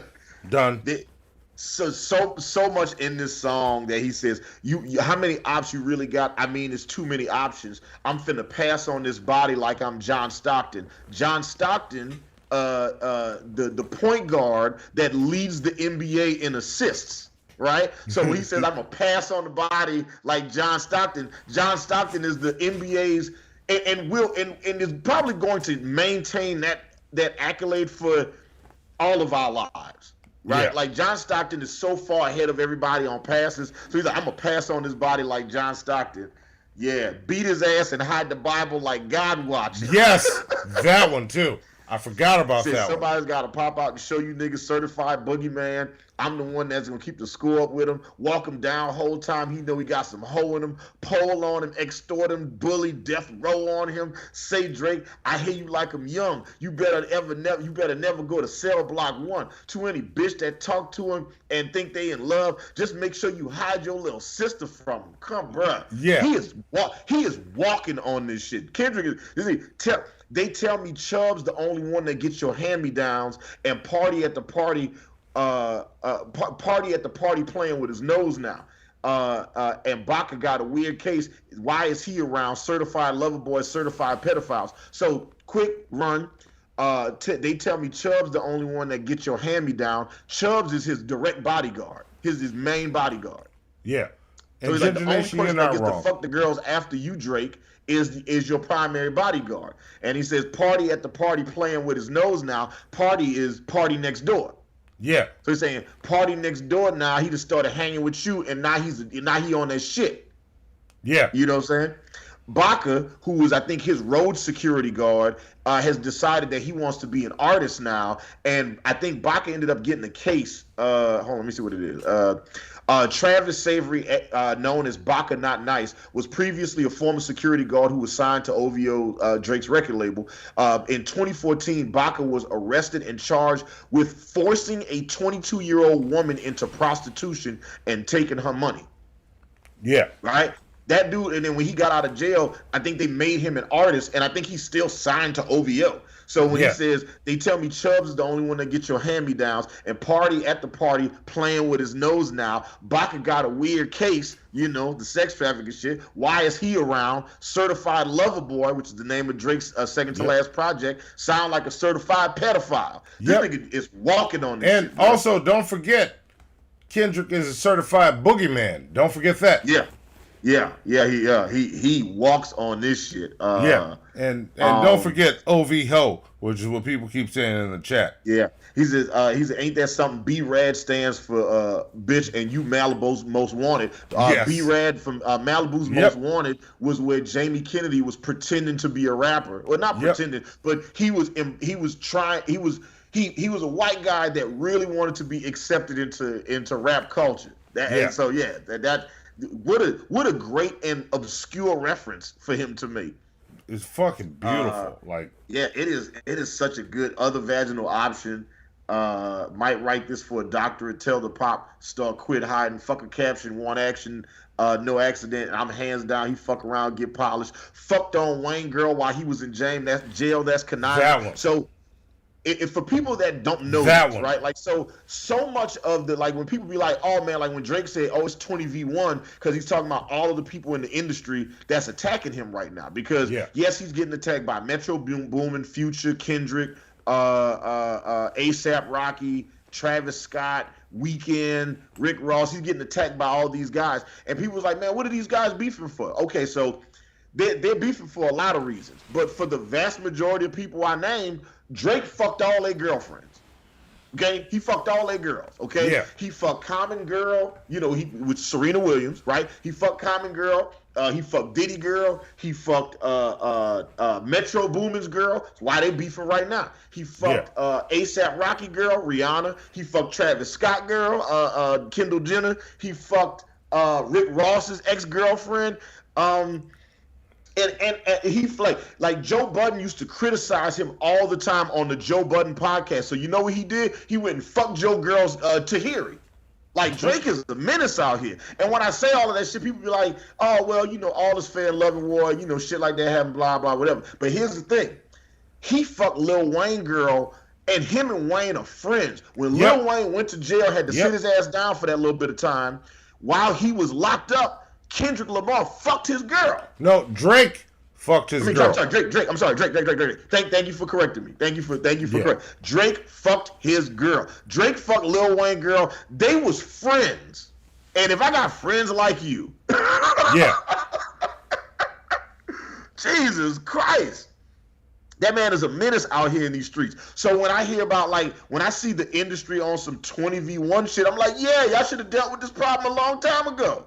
Why y'all keep doing songs with this nigga? He's fucking everybody girl out here in these streets. Yeah. Yeah, like, stay the fuck away from him. Like, yeah, he is out here fucking everybody girl. A couple other lines I want to say.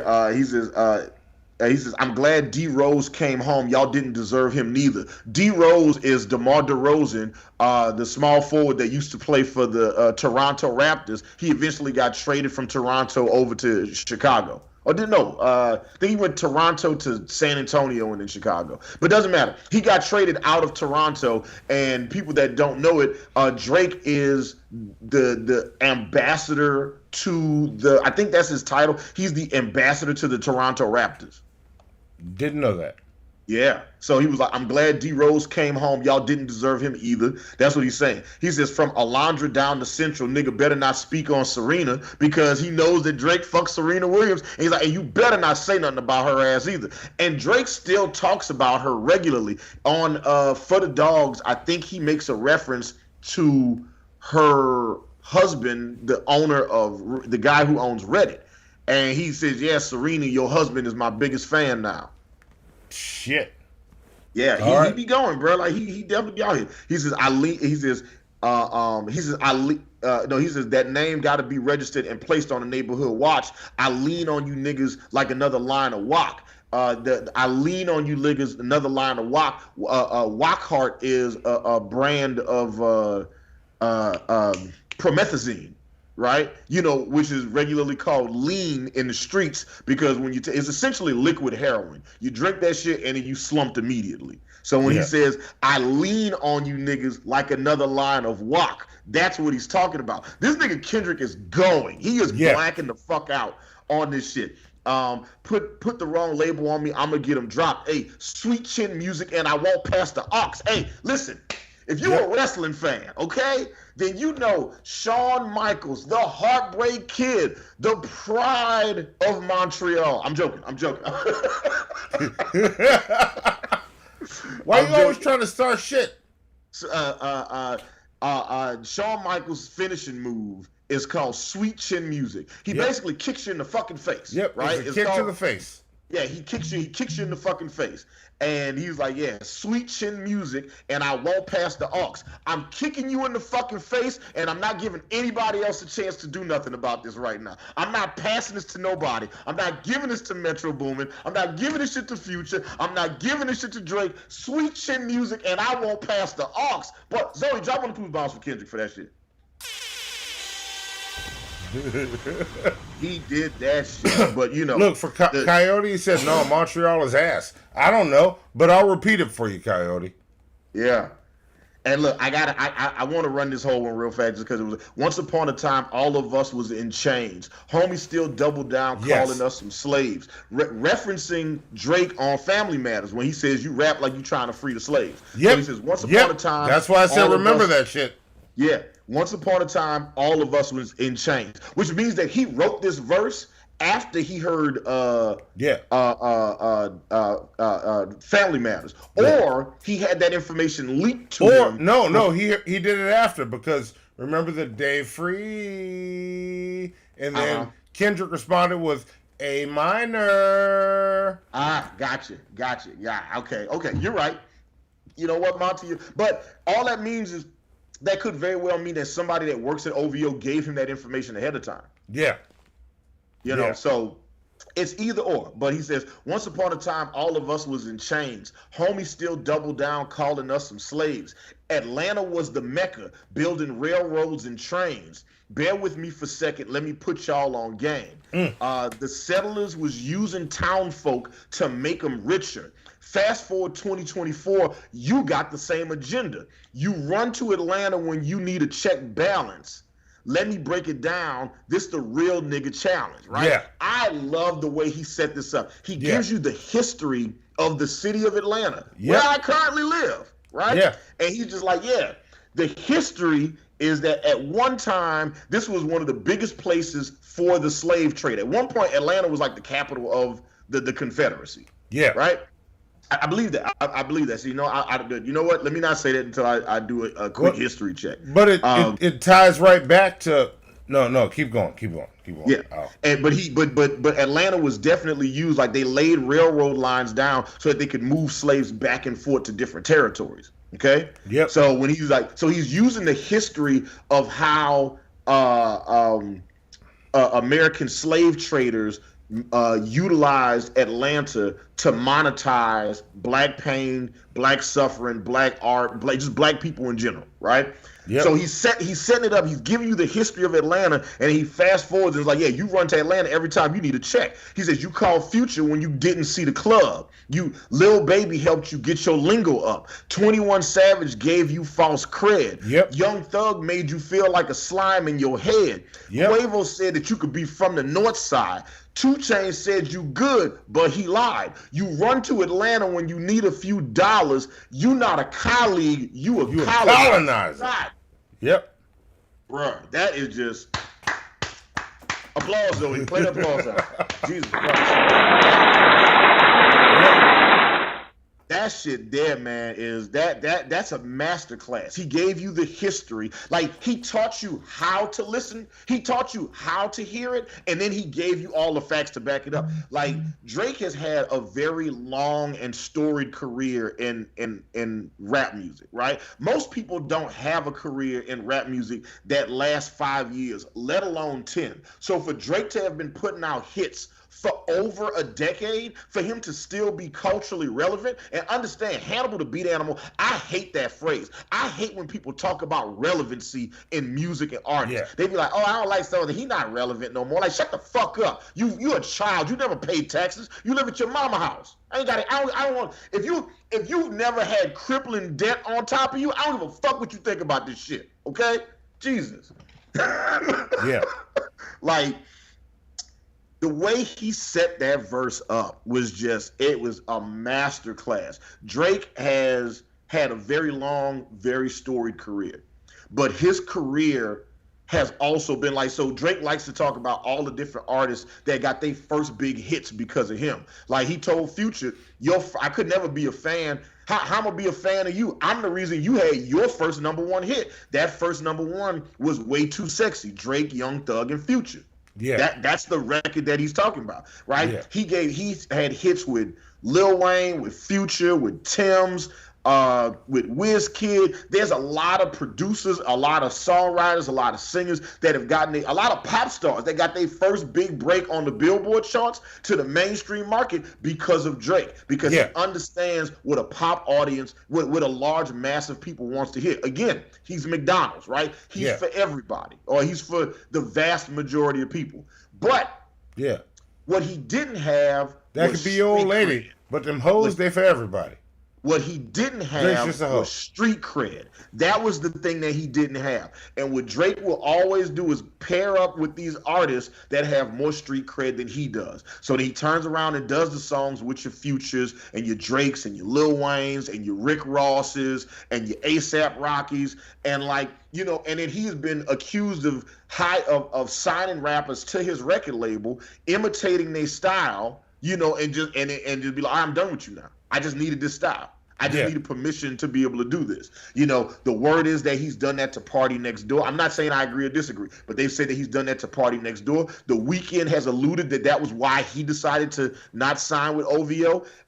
There was a rapper named JB Blockboy, had him a hit a couple years ago. Drake jumped on the remix, made it a top 10 song, right? I ain't seen JB Blockboy since then. Damn. And the most recent one, Four Bats. There's an artist named Four Bats, a singer that's had him a record out that was doing big numbers. And then the first thing Drake did was signed him and jumped on the remix and made it a top 10 song.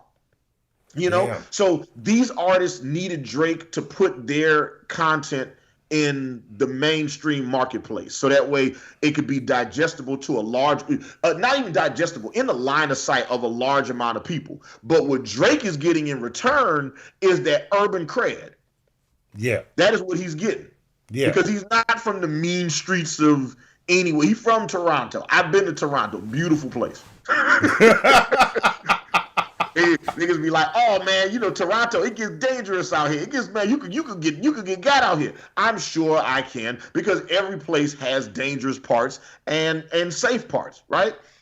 You know, but also, like, I'm from New Orleans, Louisiana, a place that is regularly the murder capital of the United States. Yes. And I would vacation in Southside Chicago, a place that is also incredibly dangerous. You think I'm scared to go to Toronto?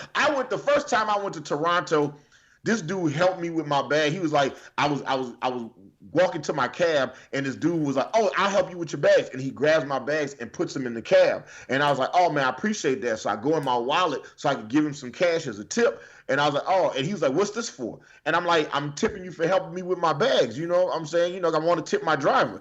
And he's like, oh, I'm not a driver. And he just walked away. He wasn't even my taxi cab driver. The nigga was just a guy at the airport that helped me with my bag. First off, I am a 6'2", 240-pound black man. I didn't need your goddamn help. Okay? Yeah. He helped me because it's a part of his Canadian spirit. Okay? Yeah. I don't know if it's in the Canadian Constitution where you got to smile and just help people a boot town, but he helped me out and I appreciated the shit. Yeah. Yeah. So, with that being said, this is also how Canadians are.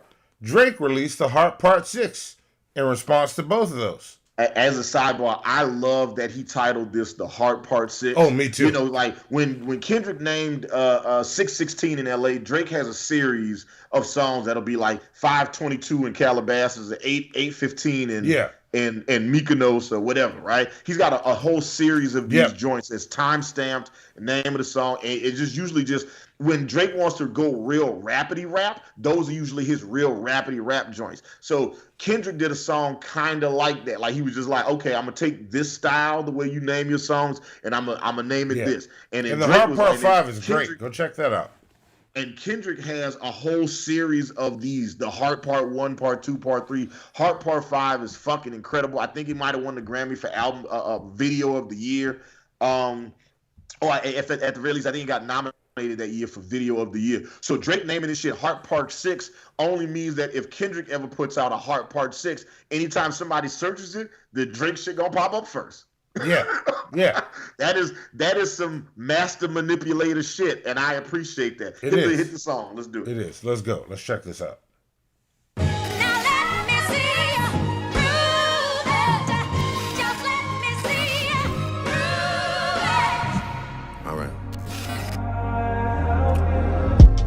Pulitzer Prize winner is definitely spiraling. I got your fucking lines tapped, I swear that I'm dialed in. First I was a rat, so where's the proof of the trial then? Where's the paperwork of the cabinet is filed in? 1090 Jake would've took all the walls down. The streets would've had me hiding out in a small town. My Montreal connects stand up, not far down. The ones that you getting your stories from, they all clowns. I am a war general, seasoned in preparation. My jacket is covered in medals, honor and decoration. You waited for this moment, overcome with the desperation. We plotted for a week and then we fed you the information. A daughter that's 11 years old, I bet he takes it. We thought about giving a fake name or a destination, but you so thirsty, you not concerned with investigation. Instead, you in that Venice studio, it's a celebration. You gotta learn to fact check things and be less impatient. Your fans are rejoicing, thinking this is my expiration. Even the picture you use, the jokes and the medication, the Maybach glove and the drug he uses for less inflation. Master manipulator, you bid on a speculation. You dumb and reactive, nigga, I'm petty with dedication. What about the bones we dug up in that excavation? And why isn't Whitney denying all of the allegations? Why is she following Dave Free and not Mr. Morale? You haven't seen the kids in 6 months, the distance is wild. Dave leaving heart emojis underneath pics of the child. Speaking of anything with a child, let's get to that now. This Epstein angle was the shit I expected. TikTok videos you collected and dissected. Instead of being on some disdirect shit, you rather fucking grab your pen and misdirect shit. My mom came over today and I was like, mother, wait a second. That's that one record where you say you got molested. Ah, fuck me, I just made the whole connection. This about to get so depressing. This is trauma from your own confessions. This when your father leave you home alone with no protection, so neglected. That's why these pedophile raps and shit you so obsessed with is so excessive. They acting like it's so aggressive, but you just never known affection. I don't wanna dish you anymore. This really got me second guessing. Touch My Body by Mariah Carey play, you probably start reflecting. I never been with no one underage, but now I understand why that's the angle that you really mess with. Just for clarity, I feel disgusted. I'm too respected. If I was fucking young girls, I promise I'd have been arrested. I'm way too famous for the shit you just suggested, but that's not the lesson. Clearly there's a deeper message. Deep cuts that never healed and now they got infected. Like if Dave really fucked your girl and got her pregnant. Talk about breeding resentment. Not sure how to ease the sentiment, the shit's too intimate. I'm praying you recover from both incidents, but you a piece of shit, so this shit really no coincidence. Drake is not a name that you gon' see on no sex offender list. Easy does it. You mentioning A minor, but niggas gotta be sharp and tell the fans who was it. You thought you left D flat, D major. I'll slit your throat with the razor and do Rick Ross air like that one flight from Malaysia. I'm your baby mama screensaver. Only fucking with Whitney's, not Millie Bobby Browns. I never look twice at no teenager. I'm a fucking hit maker, dawg, not a peacemaker. Yeah, bullets that I'm stuffing in each chamber. Your ass in extreme danger. Stop buying views and buy comments. You may as well keep the paper. Shit you about to need for later. I give a fuck about your streaming data. You could drop 100 more records. I'll see you later. Yeah, maybe when you meet your maker. I don't wanna fight with a woman beater. It feeds your nature. If you still bumping R. Kelly, you could thank the savior. That's Said if they deleted his music, then your music is going to a hypocrite. I don't understand why these people praise you. Sounding like you sent him commissary when he needs some paper. Album dropping soon, no wonder you turn a clout chaser instead of doing hard labor. Nigga, I see you when I see you like Fantasia. And Whitney, you can hit me if you need a favor. And when I say I hit your back, it's a lot safer. I promise. Yeah, I'm not gonna lie, this shit was some good exercise. Like, it's good to get out, get the pen working. You would be a worthy competitor if I was really a predator and you weren't fucking lying to every blogger and editor, but it is what it is.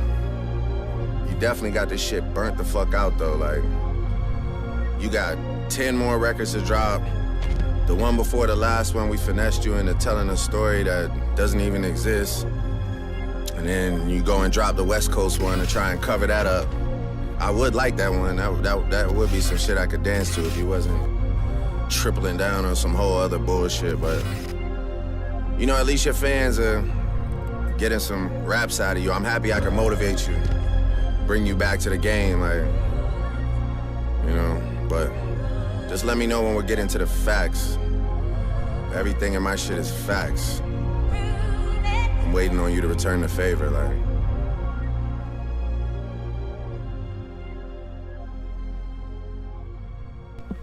Yeah, I just want to say, and I'm not gonna say that the Heart Part 6 is bad. It's not bad, but I just got to comment on, because I was counting while I was playing this time. 9 times. 9 times. 9 times, y'all. Hannibal. 9 fucking times. Mm-hmm. This man had to make it a point to say he's not a pedophile. Yeah. Yeah. It definitely feels like somebody at the label was like, ooh, so you need to do this next song, you need to do it like this, and you need to do that shit. Not now, right now. Yeah, like, if somebody called me that, I either don't have to say it at all, or I'll say it once.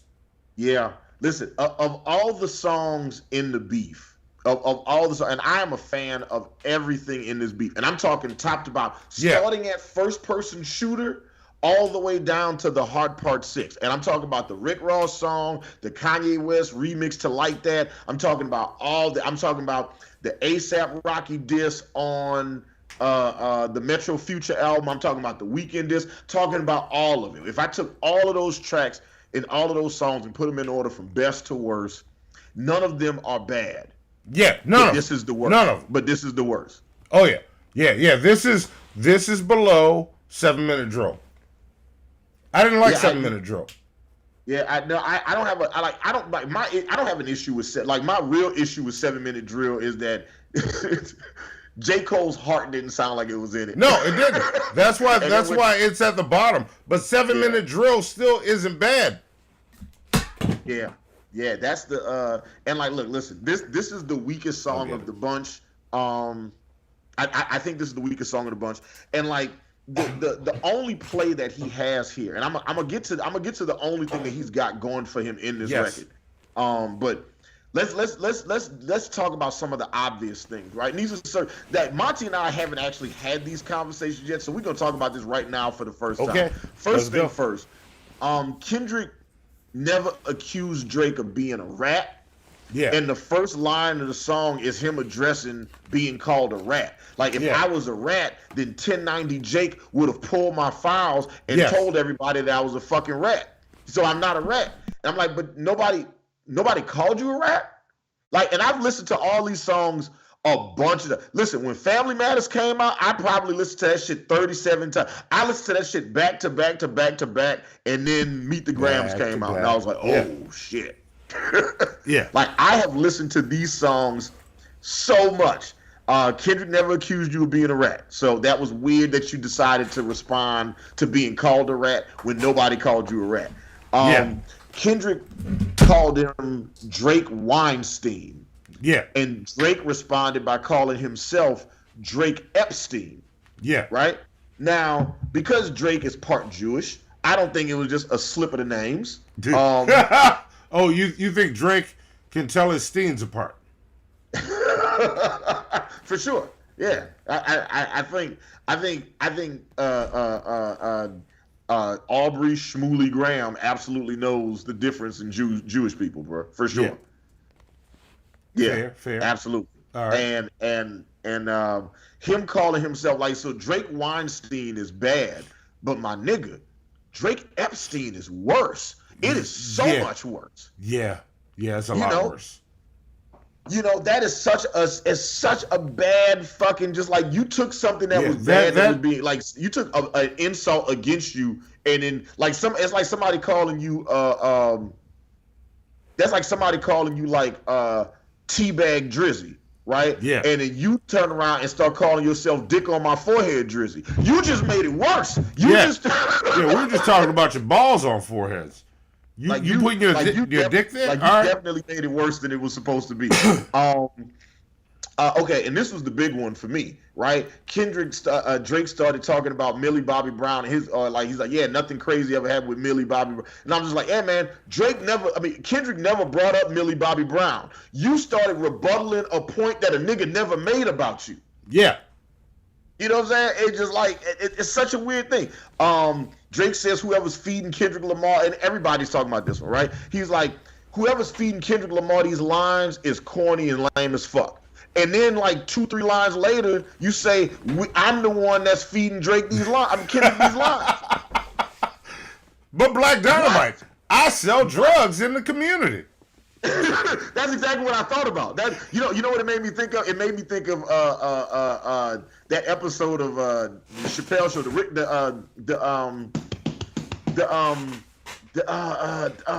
I got his name right. The Rick James episode. It reminds me of the Rick James episode where Rick James was like talking about like, yeah, could you imagine me going to somebody's house, grinding my feet all on the couch and shit like that? What type of dumb shit is that to do? Yeah, I turned around, went in that nigga couch, grinding my feet on that nigga couch. Fuck that couch. Yes. It wasn't even a skit. Like, it was him saying it. Yeah. Yeah. He was just like, you just said you didn't do it, and fuck then your couch, nigga. Fuck your couch. It is so wild. It was just like again, you did this to you, man. I'm just like, what else?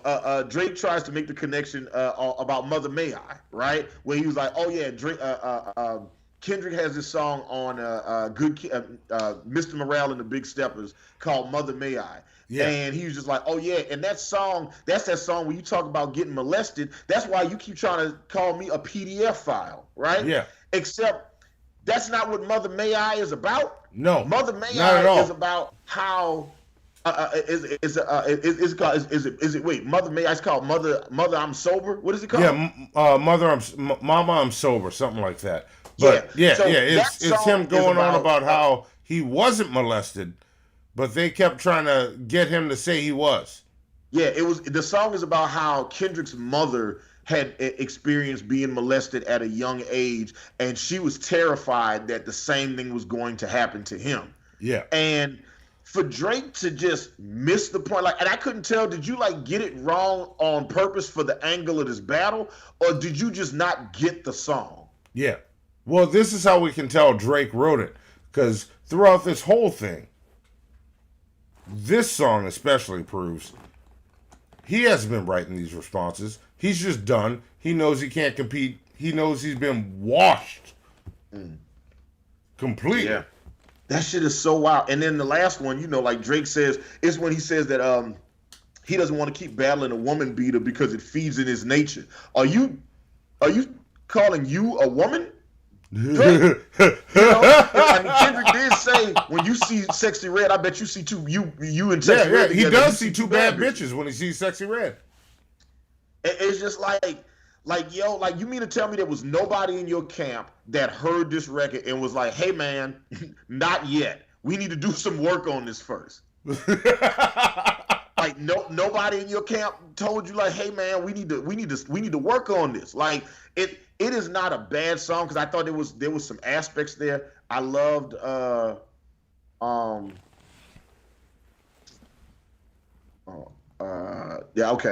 wanted to see something.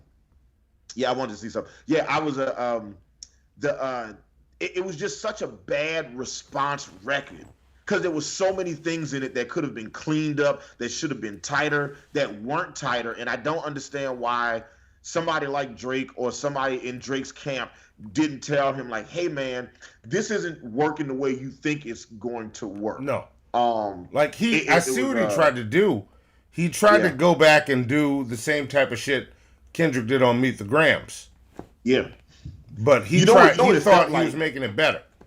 It felt like all those years when I was doing martial arts, there would always be somebody on a Saturday afternoon that would walk into the dojo and had just watched some Saturday afternoon martial arts flick, right? They just watched American Ninja 2, or they just watched Jet Li in the 1, or they just watched Ip Man or something, and they imitating the moves in their living room, and they're like, you know what?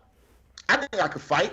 And then they would come in the dojo and then want to fight somebody. Yeah. And then the sensei would always find whoever the lowest tier white belt was we had, and then mop the floor with them niggas. Yeah. That's what it felt like. It felt like Drake was trying to imitate what he was seeing, and he just didn't do it well.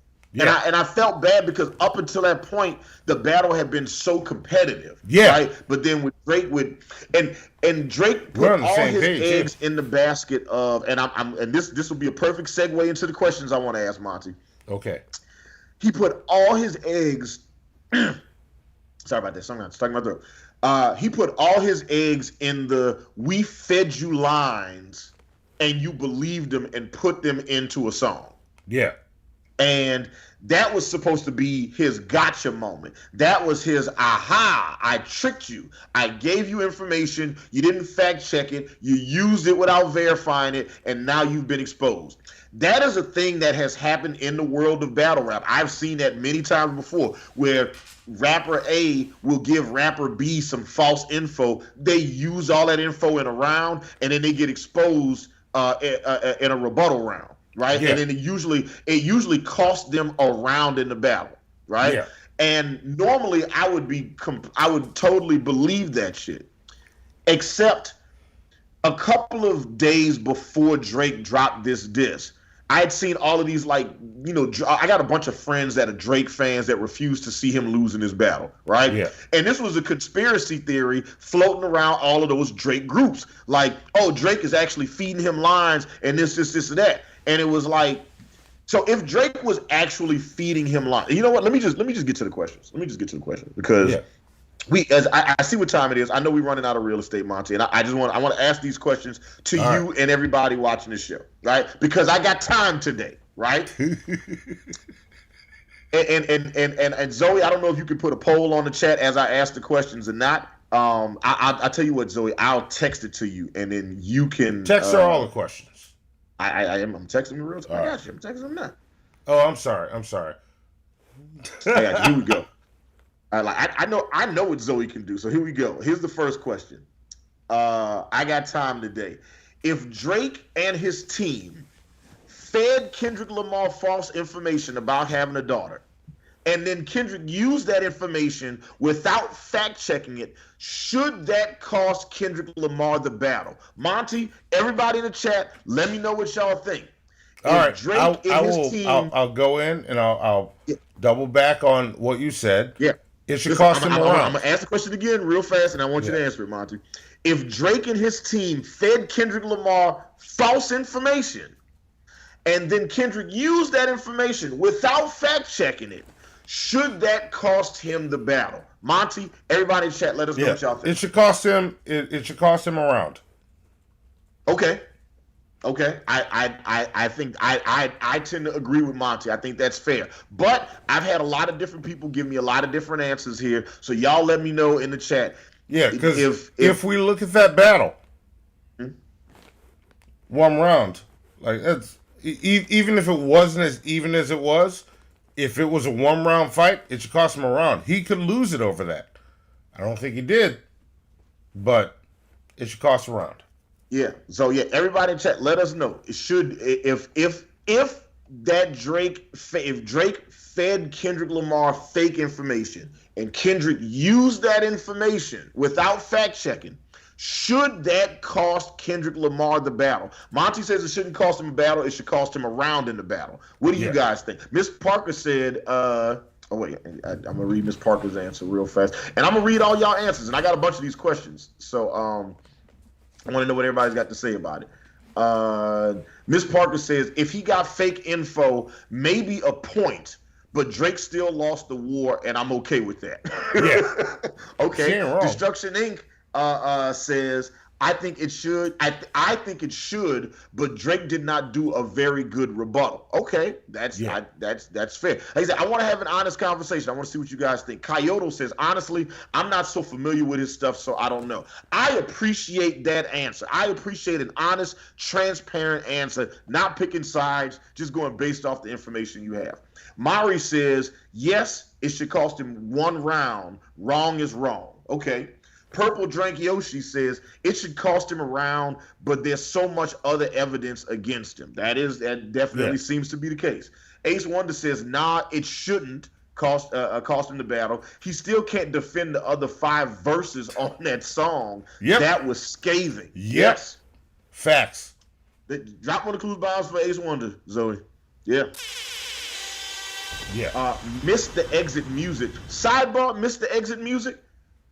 Love that name. Love that fucking name. Mr. Exit Music. Still kind of invalidated by Drake saying there were clowns that fed the information. LOL. Not even all the way believable. Yeah, and look, and also just so y'all know, for me, and being completely honest and transparent, I don't believe that Drake and his team fed that information to Kendrick. Yeah, I don't believe it either.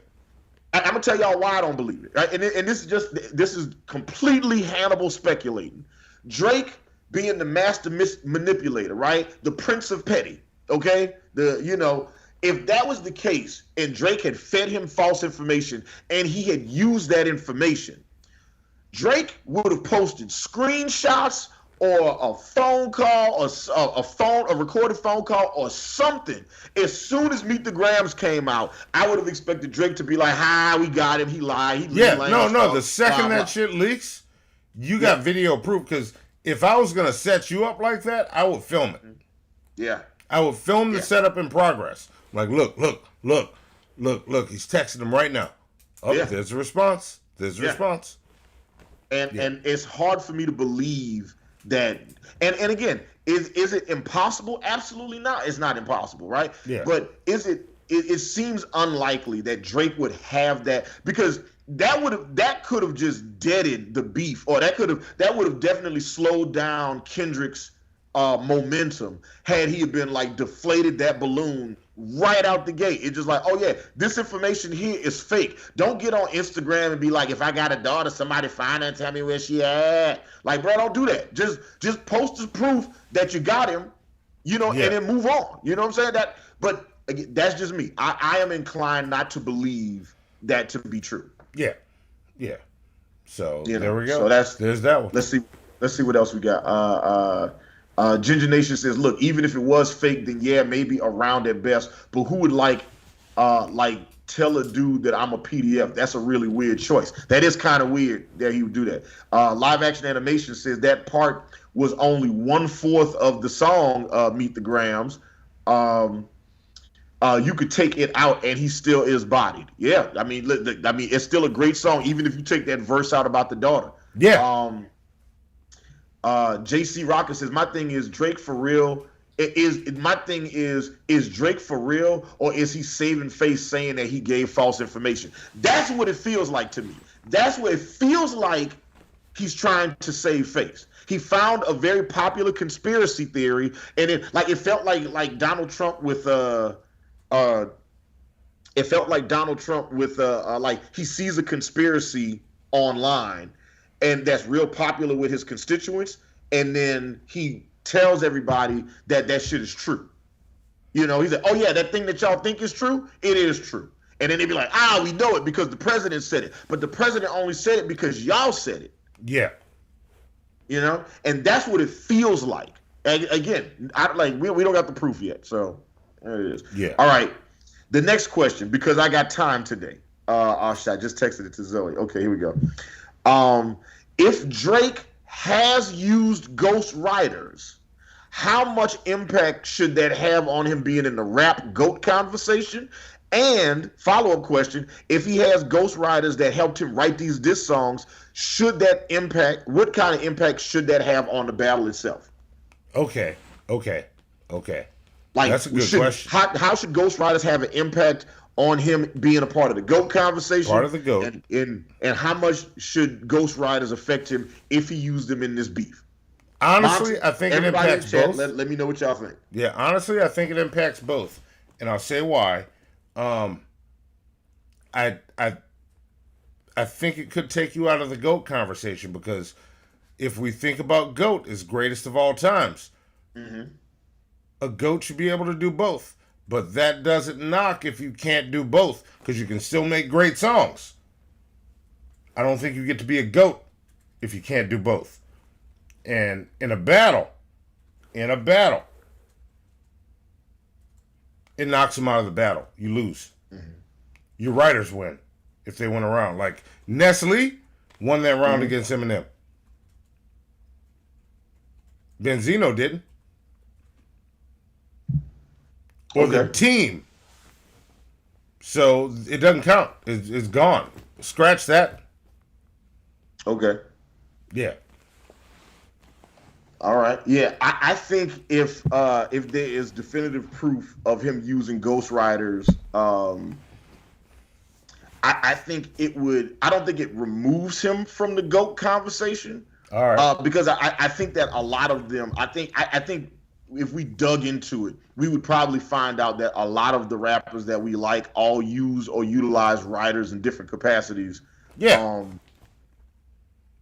But so I think that it would diminish his spot in the conversation. Okay, that's fair. I think it severely diminishes his spot. I'm not all the way. We might need to do a show about ghostwriting, just across the board, because that's a big conversation. Yeah, and I found myself having to explain to somebody recently about ghostwriting and rap music, and it was just like, well, fucking pop stars use writers all the time, so it's like, why can't rappers use them in this and that? And I was like, I had to explain. That's why. Having to explain to somebody that doesn't listen to rap music how rap music works is always a weird thing. Yeah. And it's not weird in and of itself. It's weird in that, because they're not asking a question, they're also criticizing something they don't understand. Yeah. In the question. Yeah. That is not like, if it was just a genuine question of like, hey, I am just curious, why is it okay here but not in every other genre but not this genre, right? And then, but it's not the way they ask the question. The way they ask the question is, it's got like this kind of an arrogance to it. Like everybody else does it. Why is it a BFD? Yeah. Like, oh, there's a very big deal. All right. All right. Let's see what I want to see what the chat. We should bank that one and actually do a show about it because that's a big conversation. Oh, yeah. Let's see. Let's see. Ms. Parker says, Miss Parker says, if you use a ghostwriter in a beef, you are not really in the beef for real, for real. You just a spokesperson or an actor reading lines. Oh, wait, that's Drake. Yep. She ain't wrong. She ain't wrong at all. Ginger Nation says he does use ghostwriters and he shouldn't be a part of the GOAT conversation, though the ghostwriters should get more credit. Drake can write a song but not battle raps, therefore he can't be a GOAT. All right, okay, that's an interesting perspective and I like it. Ace Wonder says Drake has always been the goodest rapper of all time. I like that. He's not the applause greatest for rapper of all applause time. for Ace He's Wonder. the goodest.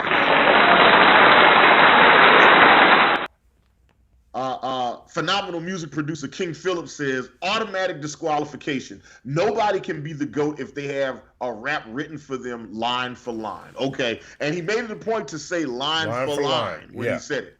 Destruction Inc. says you can be a great rapper with ghostwriters, but if you want to be the GOAT, you got to have something extra. Okay, yep.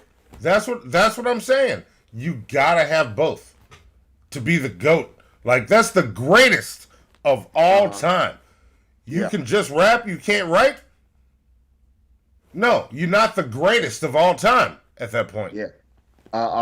Purple Drink Yoshi says, I think using ghostwriters and not being honest about it is a big thing. Yeah. Because there are people that use writers but they also like kind of make it public information. Like Kanye will use like Rhymefest has written things for Drake for Kanye before, and he has openly credited him for doing it. Like Rhymefest wrote Jesus Walks for Kanye West.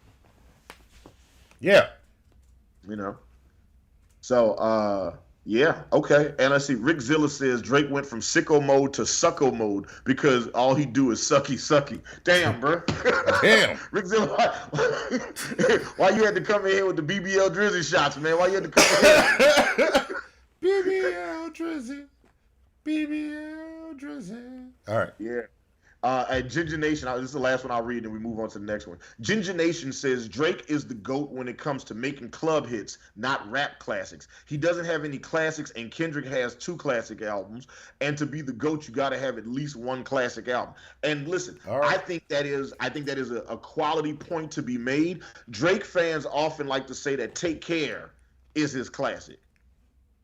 Okay. They like to say that is his classic album. But I have also had a Drake fan tell me that the reason that they liked Take Care was when that album came out, it was some real emotional, vulnerable light-skinned nigga shit, and he was going through some emotional light-skinned nigga shit in high school when that album came out. So he didn't necessarily say it was a great rap album. He said it was a great album that Drake did. Yeah.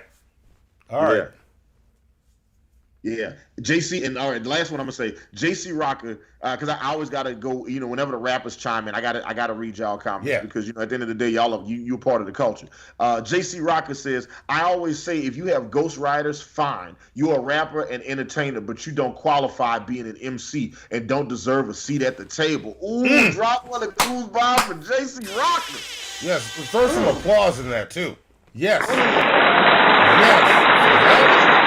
That shit that make your soul burn slow. Yeah. Don't come in here with that ether this late. What you doing, JC Rocker? Okay, here we go. Next question. The second to last question. I got time today. If Drake posted proof positive today, whether it be in the form of a screenshot, a text message, a recorded phone call or something, that he and his team fed Kendrick Lamar fake information that Kendrick subsequently uses ammo for his songs, how much would that tip the battle in Drake's favor, or does it even matter at this point? 1 round, as I said earlier. Yeah. Monty's saying 1 round. If it is proof positive, you think it would tip the battle? Like I think. It would give him points. Like, but that wouldn't be based on his skill as a rapper. So maybe not, because because Drake gets the points he gets. Like the songs that Drake did for this. Drake did his thing. Or his writers did their thing. Whatever the case may be. That shit was good. Yeah. Miss Parker says, still only a point. He got bodied. Kendrick got the whole West Coast on fire. Yeah. It gives Drake one extra point. One. Because some of that shit ain't shit that was fed to him. Most of that shit ain't shit that was fed to him. Yeah. Purple Drink Yoshi says, yeah, it one round, a ding, but Kendrick still wins. King Philip said, he just retracted the comment. Okay, I'm gonna wait for you to repost it. Ace Wonder says, we already know how much of him rapping that information didn't if him rapping that information didn't sway the battle, then the information alone isn't enough. A rap battle can only be won with rap. Yeah, he makes excellent points. And also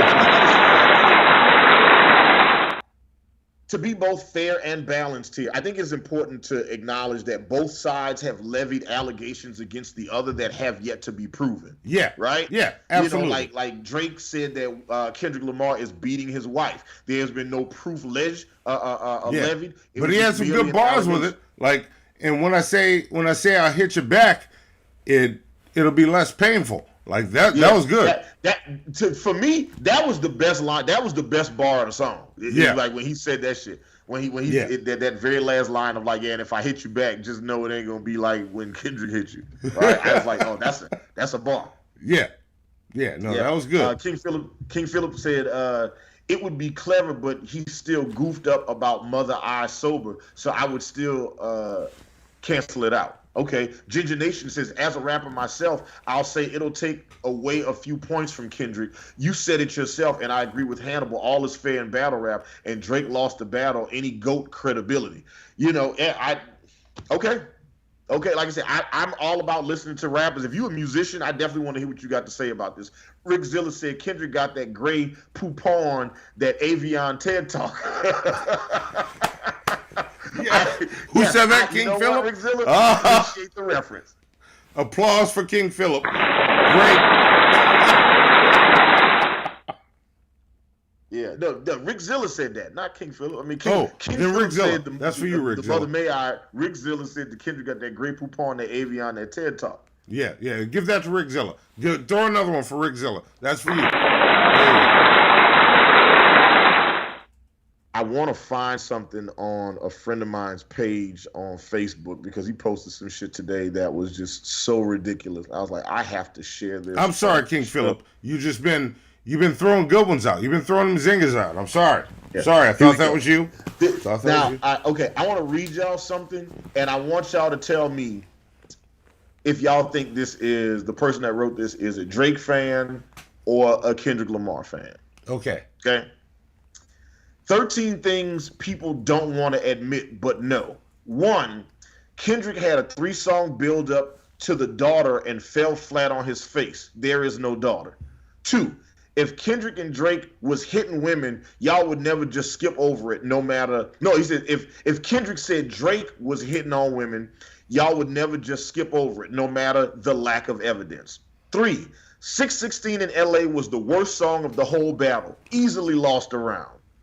4, the first person shooter was not a diss. Kendrick needed a way back in because for the first time his critical acclaim went to mixed reviews.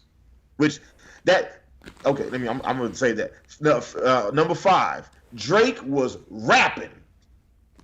Okay. 6, Drake never had a chance no matter what he said. I actually agree with that, and I'll explain why in a second. No, 7, I get you. There is no snitching, another flat angle. 8, Meet the Grams was cringe. Mr. Morale told Adonis he wished he was never born. ...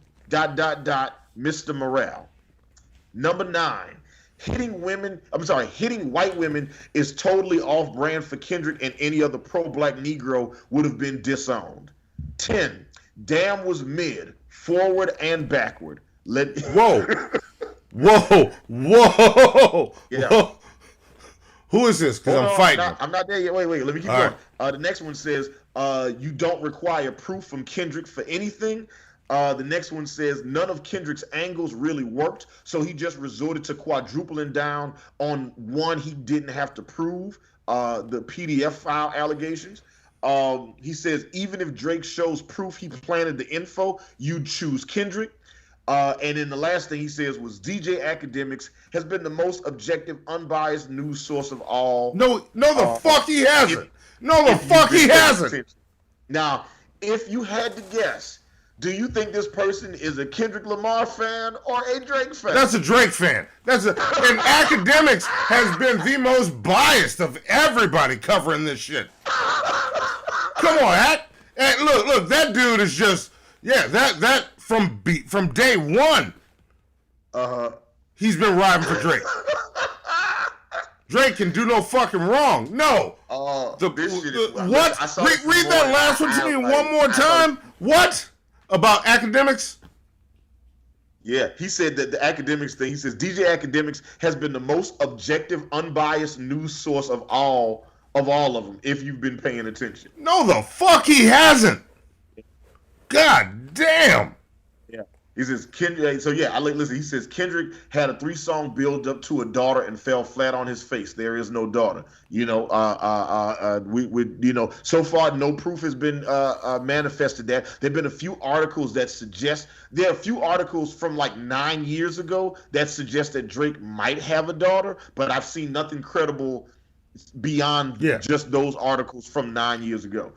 Two, if Kendrick said Drake was hitting women, y'all would never just skip over it, no matter the lack of evidence. So that kind of takes me to the other aspect of this battle that's bothered the shit out of me, and this has always kind of been something that's bothered me with battle rap in general. Right? Is in battle rap, how do you decide the winner? The people. The people decide the winner. Yeah. Right? And it's not the best system, but it's the one that we got. And the problem in having the people pick the winner is that people are fucking biased. Yeah. So like anybody that watches battle rap, like whether you watch it a little bit or if you watch it as much as I do, and at this point I'm like a passive battle rap watcher. I don't watch it as much as I used to. But like if you watch battle rap, there are certain people that's like their fans will never admit that they lost, right? Like Tay-Rock is a phenomenal rapper, the Gun Bar King. His fans never say he lost. Murder Mook fans never say he lost. Hollow the Don fans never say he lost. Loaded Lux fans never say he lost. Sue Surf fans never say he lost. Like, there's a bunch of rappers who, like, even when they lose, they fans be like, it's a tie. Yeah. You know what I'm saying? It just, there are certain people that will just never admit it. And there's a very particular battle that I always talk about in this space, right? There's a battle rapper named Charlie Clips that is widely considered to be on the Mount Rushmore of battle rap, right? Charlie Clips was battling Conceited. For those of y'all who don't know, Conceited is a battle rapper who became a very popular meme back in the day. He's also on Wildin' Out, right? Yeah. They had this battle on King of the Dot. They had a fantastic battle, and Charlie Clips won that battle fairly decisively. It wasn't a body bag. It was a gentleman's 30. It was a very good battle between them. They both had great rounds, but Charlie Clips was just the better man that day, and the whole battle rap community came together collectively. It was like, yeah, Charlie won this shit. And then Conceited got on Wildin' Out. And then he became a meme, and he got really fucking popular. And what happened was a bunch of those new Conceited fans went back on that battle and was all like, he won the battle. So now when you look at it, it doesn't say Charlie Clips won that battle. It says Conceited won that battle because the people picked the winners. I said all that to say this. A Drake fan is never going to admit that Kendrick lost his battle. And a Kendrick fan is going to never admit that, a Kendrick fan is never going to say Kendrick lost the battle. A Drake fan is going to never say Drake lost the battle. And it makes it impossible for us to have a quality conversation if you're being fucking biased. Yep. Facts. Like, stop that shit, okay? That's why I keep saying. I'm a lifelong fan of hip-hop and a longtime fan of battle rap. Stop doing that shit, okay? Yeah. I get it. If you love Drake, love Drake. If you love Kendrick, love Kendrick. But for Kendrick fans to act like everything Drake has put out in this shit has been trash is disingenuous. For Drake fans to act like Kendrick shit is all trash is disingenuous. Yep. They have both been putting out high-quality music. Yeah, I'm keeping all these songs in my rotation. Maybe not the Hard Part 6. These motherfuckers have put on a show for all of the world, and it is at the expense of their careers. Yeah. Okay? They have put on just a master's class of battling, because even if Drake fed Kendrick fake information and he used that shit, that is quality gamesmanship. When he made the AI song with Tupac and Snoop, goading him, baiting him, daring him to release a song before he was ready, fantastic gamesmanship, right? I appreciate all of that work that went into it. I love Kendrick's multi-layered out. Like, this was a masterclass in rap music. This is, I'm willing to say right now on the record, this is the greatest rap battle of all time. I tend to agree. Agree. It is not a matter of opinion. It is a matter of fact. And this is the best rap battle of all time. And just to hammer that point home again, like, we've all given our opinions on who we think won this and how it played out. Why don't we go back to former President Obama and see what he thinks? So, let's see what Obama thinks. Zoe, play that clip for me. If Drake and Kendrick Lamar got in a rap battle, who do you think would win? You got to go with Kendrick. I'm just saying. I think Drake is an outstanding entertainer, but Kendrick, his lyrics, his last album was outstanding. Excellent. All right. Best album, I think, last year. Thanks so much for your time, Mr. President. Excellent. There we go. I tend to agree with former President Barack Hussein Obama. You gonna agree with the man that invented racism in America, Monty? Jesus Christ! I guess I am. Yes. So there was no racism in America, and then Obama became president, and all of a sudden racism was here. How do you explain that, Monty? Huh? How do you explain that? Because he was on Kendrick's side the whole time. That's what I blame. The tan suit is what I blame. Yes, the tan. Or is what was it? What was the mustard incident? I can't even fucking remember. Like, he he went to a restaurant and ordered Dijon mustard. Yeah, that's what it was. The mustard. That's what it was. Hey man, that the way Fox News was bent out of shape about that shit, I was just like, I used to look at Fox News and just laugh at how they would just get so mad. And then, so now the Obamas have a war on Christmas. Mm-hmm. And I was like, what? Because the nigga said Happy Holidays one time at Starbucks, they were just like, oh, he hates Christmas? Yeah. So, yeah, but, yeah, no, I agree with all that. But, yeah, I think Kendrick took this shit. Yeah, if I had to guess it, but that's not saying Drake is trash. I don't like Drake, but what Drake did in this, I fucking love. Yeah, I fucking love everything he did. Like Drake. Yeah, Drake did his thing on this. My girlfriend said some shit when Family Matters came out. She said, "So you mean to tell me it took somebody punching this nigga in his chest for him to rap for real?" Yeah, like Drake. Yeah. Like, I didn't know that Drake existed. Like, Drake, all right, Drake, I see you. Mm-hmm. You might have lost, but you showed us. Yeah, I don't think the like at best, Kendrick may lose points for using a fake angle. Yeah. But like that point isn't enough. All we're talking about is, instead of this being like a landslide, it's a gentleman's. Instead of it being like a unanimous decision, it becomes a majority decision. But If the battle ends today and there are no more songs that come out, then Kendrick won this shit. Yeah. But that isn't to say that Drake didn't put out some hot shit, man. Like fucking. Push-ups, drop and give me 50. Push-ups was incredible.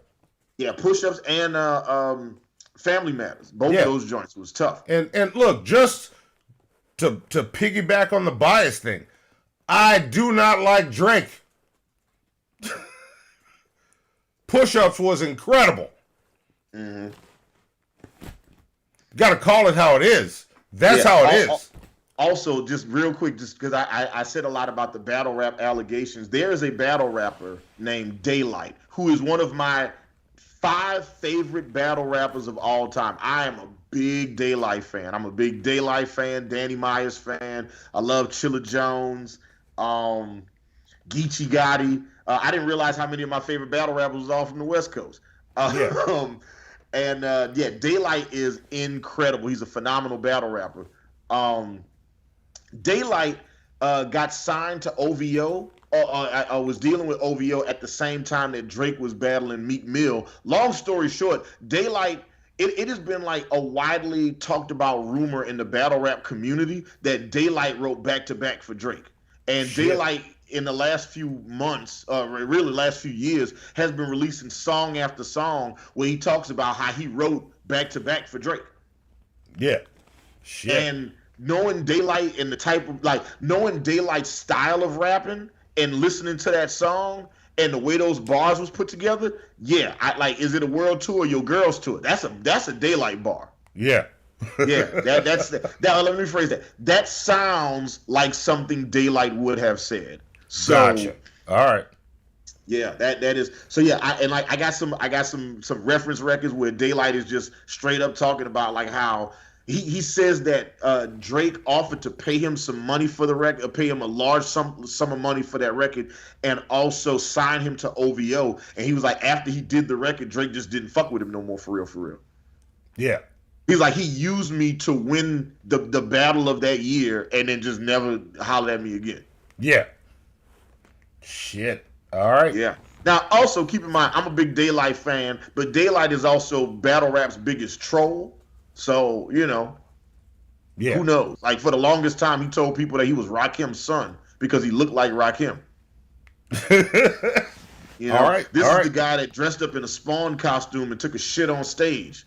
Nice. You know? All right. Which he says in the song that he's talking about Drake that somebody paid him $30,000 to do it. I think he inferred that Joe Budden paid him $30,000 to do that shit. Damn. All right. Yeah. But again, just because he said it, it doesn't mean that it's true. So last poll is on the chat. I actually had another question, but I can ask this later. I mean, I can ask it now, but I want y'all to answer the question in the chat. Who is winning the battle right now? If the battle ended today, if there were no more songs, who's ahead right now? Drake, Kendrick Lamar? Let us know in the comments. The last question I was going to ask you, Monty, was, and I asked this of you and everybody in the chat, because I know we got to get off because we've been streaming for a minute. They released 2 goddamn songs in the last week. If Kendrick Lamar and his baby mama Whitney drop a verified DNA test tomorrow that show that all of their kids are in fact their kids, should that cost Drake the battle or no? No. No? But the kids wouldn't be for Dave Free anymore, man. No. Like, look, the Dave Free stuff, that was still good bars. Like, and I say the same about Kendrick. Those are still good bars. Mm-hmm. And nobody dropped the information. He went on what he saw, what he thought. That's fair game. He went on what he thought, what it looks like. It's all about the optics. That was the point of those bars. Yeah. All right. Okay. Ginger Nation said battle rap is decided by the fans, but real battle rap fans know how to put their feelings aside and look at who had the best bars and who spit the best. And that's how we choose. That's the only way. Yeah, and I agree with that. And I wish that more of those fans were the people that would be judging these contests. But the reality is that's not what the reality is. Yeah.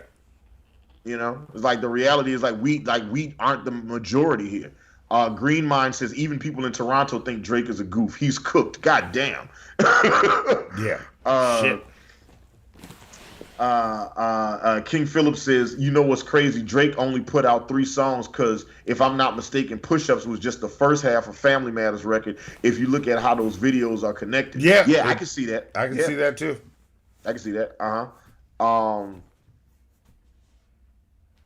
Let's see what else. I think that's about. That's about it. What I think is, instead of a rage quit, why don't we wrap up with that little bit of BBL Drizzy?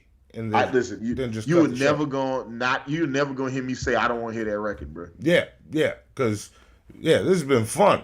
So let's just do that. This has been fun, but also, and Zoe, put me full screen real fast, just for a second, okay? Before we play this, Drake, Kendrick Lamar, thank you guys for giving us a fantastic set of beef songs.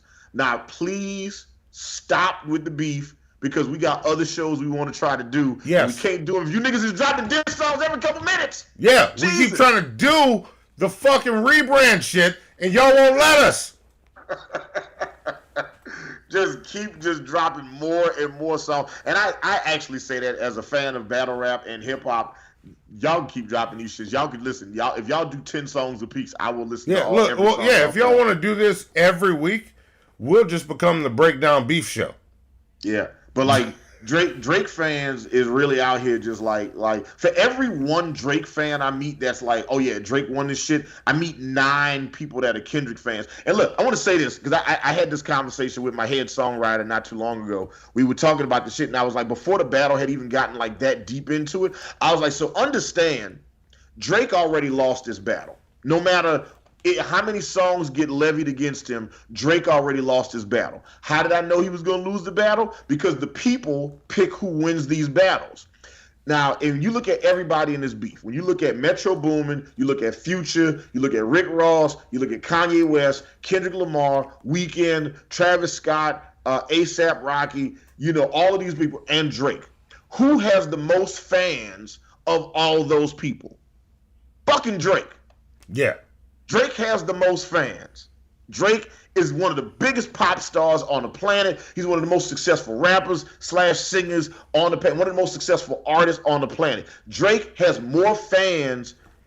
It add up all of their individual fans, right? Drake has more individual fans than any one of those guys. But when you take all those guys' fan bases, when you take Metro's fan base, not like Drake is now the most hated man in the music industry because he's got millions of fans, but now he's got a billion haters. Because now you got all of Kendrick's fan base hates your guts. All of Future's fan base hates your guts. All of Metro Boomin's fans hate your guts. All of Rick Ross's fans, all of Travis Scott's fans, all of Rihanna's fans, all of A$AP Rocky's fans, all of fucking Kendall Jenner's fans, all of Common's fans, Serena Williams fans, Diddy fans, all these motherfuckers have banded together like we are the world to say we hate Drake. We hate you so much. Let me hear you say OV ho. Okay? These niggas are dancing in the club to how much they hate you, man. Okay? You outed the Weeknd. And when you take the fan bases, the pure fan bases of all of those different rooms, he was already doomed to lose this battle before it fucking started. Yeah. And then Kendrick turned around and actually put out some hot songs. And then he gave you 2 club bops and Like That and fucking and Not Like Us. He gave you concept records. He gave you the 3 switches. He everything that you could ask for. He matter of fact, everything you did ask for, he gave you. When you said this man is sampling your family, this man is taking personal information about you and putting that shit out there. He turned you the idea of you being a PDF file into a club banger. Yeah. Bruh, what do you, and real quick, just in case y'all get into any arguments with any delusional fans, right? Any delusional Drake fans. I watch the Billboard charts every week because I'm a fucking music nerd, and that's what I do. The week that Drake put out, this is the last thing I'm gonna say, Monty. You already know because I told you this. Yeah. The week that Drake put out Push-Ups. Now, not the week that he put it out, but the week that it reached streaming platforms, right? And just for context, when Like That came out, Metro Boomin, Future, Kendrick, when that song came out, it debuted on the Billboard charts as the #1 song in the country. And it stayed the #1 song in the country for 3 consecutive weeks. Do you know where Push-Ups debuted on the charts when it came out, Monty? Do you guys know where Push-Ups debuted on the charts when it came out? Tell them. I know because you showed me. It debuted at 19, right? Now, having the 19th highest song to come out on the charts that week is no laughing matter. Why was it 19 that week? Because Taylor Swift's album came out the same week. So Taylor Swift occupied spots 1 through 14 on the Billboard charts. Okay? Drake said that didn't nobody want to drop when Taylor Swift was coming out, and he also apparently meant himself. It debuted at 19. But it debuted at 19, Taylor Swift had 1 through 14. So that meant that there were still 5 other songs that were ahead of Drake's song, and one of those songs was Like That from Kendrick Lamar, Metro Boomin, and Future. So even if your record would have came out that week, it still wouldn't have been the #1 song in the country. Yeah. You know, and just for shits and giggles, because I got time today, the new Billboard charts just updated. Taylor Swift's Fortnite is the #1 song in the country with Post Malone. #2 is $1 Million Baby. Love that fucking song. The song has got TikTok going crazy. I want to skip down to where is Drake on this motherfucker? Where you at, Drake? Okay, Push-Ups. Drop and Give Me 50. Last week it was 19 on the charts because of Taylor Swift, but all the Taylor Swift shit is kind of moved around now. So Drake has now got Push-Ups is the #17 song in the country. Euphoria debuted at 11 on the charts. Wow. And Like That is #8. So you still lost again. Like you still like you see what I'm saying? It's just no matter how you look at this, no matter what metric you measure this shit at, like Kendrick's songs got more views, they get more plays, they're occupying all the charts on Spotify, on Apple Music, and now the Billboard charts, right? The fans are saying you lost, the critics are saying you lost, the charts are saying you lost. Drake fans are gonna still tell you that nigga won. Yeah, he lost. All right. Well, with that said, real quick, before you play this song, put me full screen before you go to the video, because we're gonna roll out with BBL Drizzy. I just want to say this, real quick before we play this. Get ready, it's gonna be real quick. We don't want to hear you say nigga no more. Go ahead, play. Y'all finished or y'all done? I ain't got no more talking. Sweet Halloween and collard greens.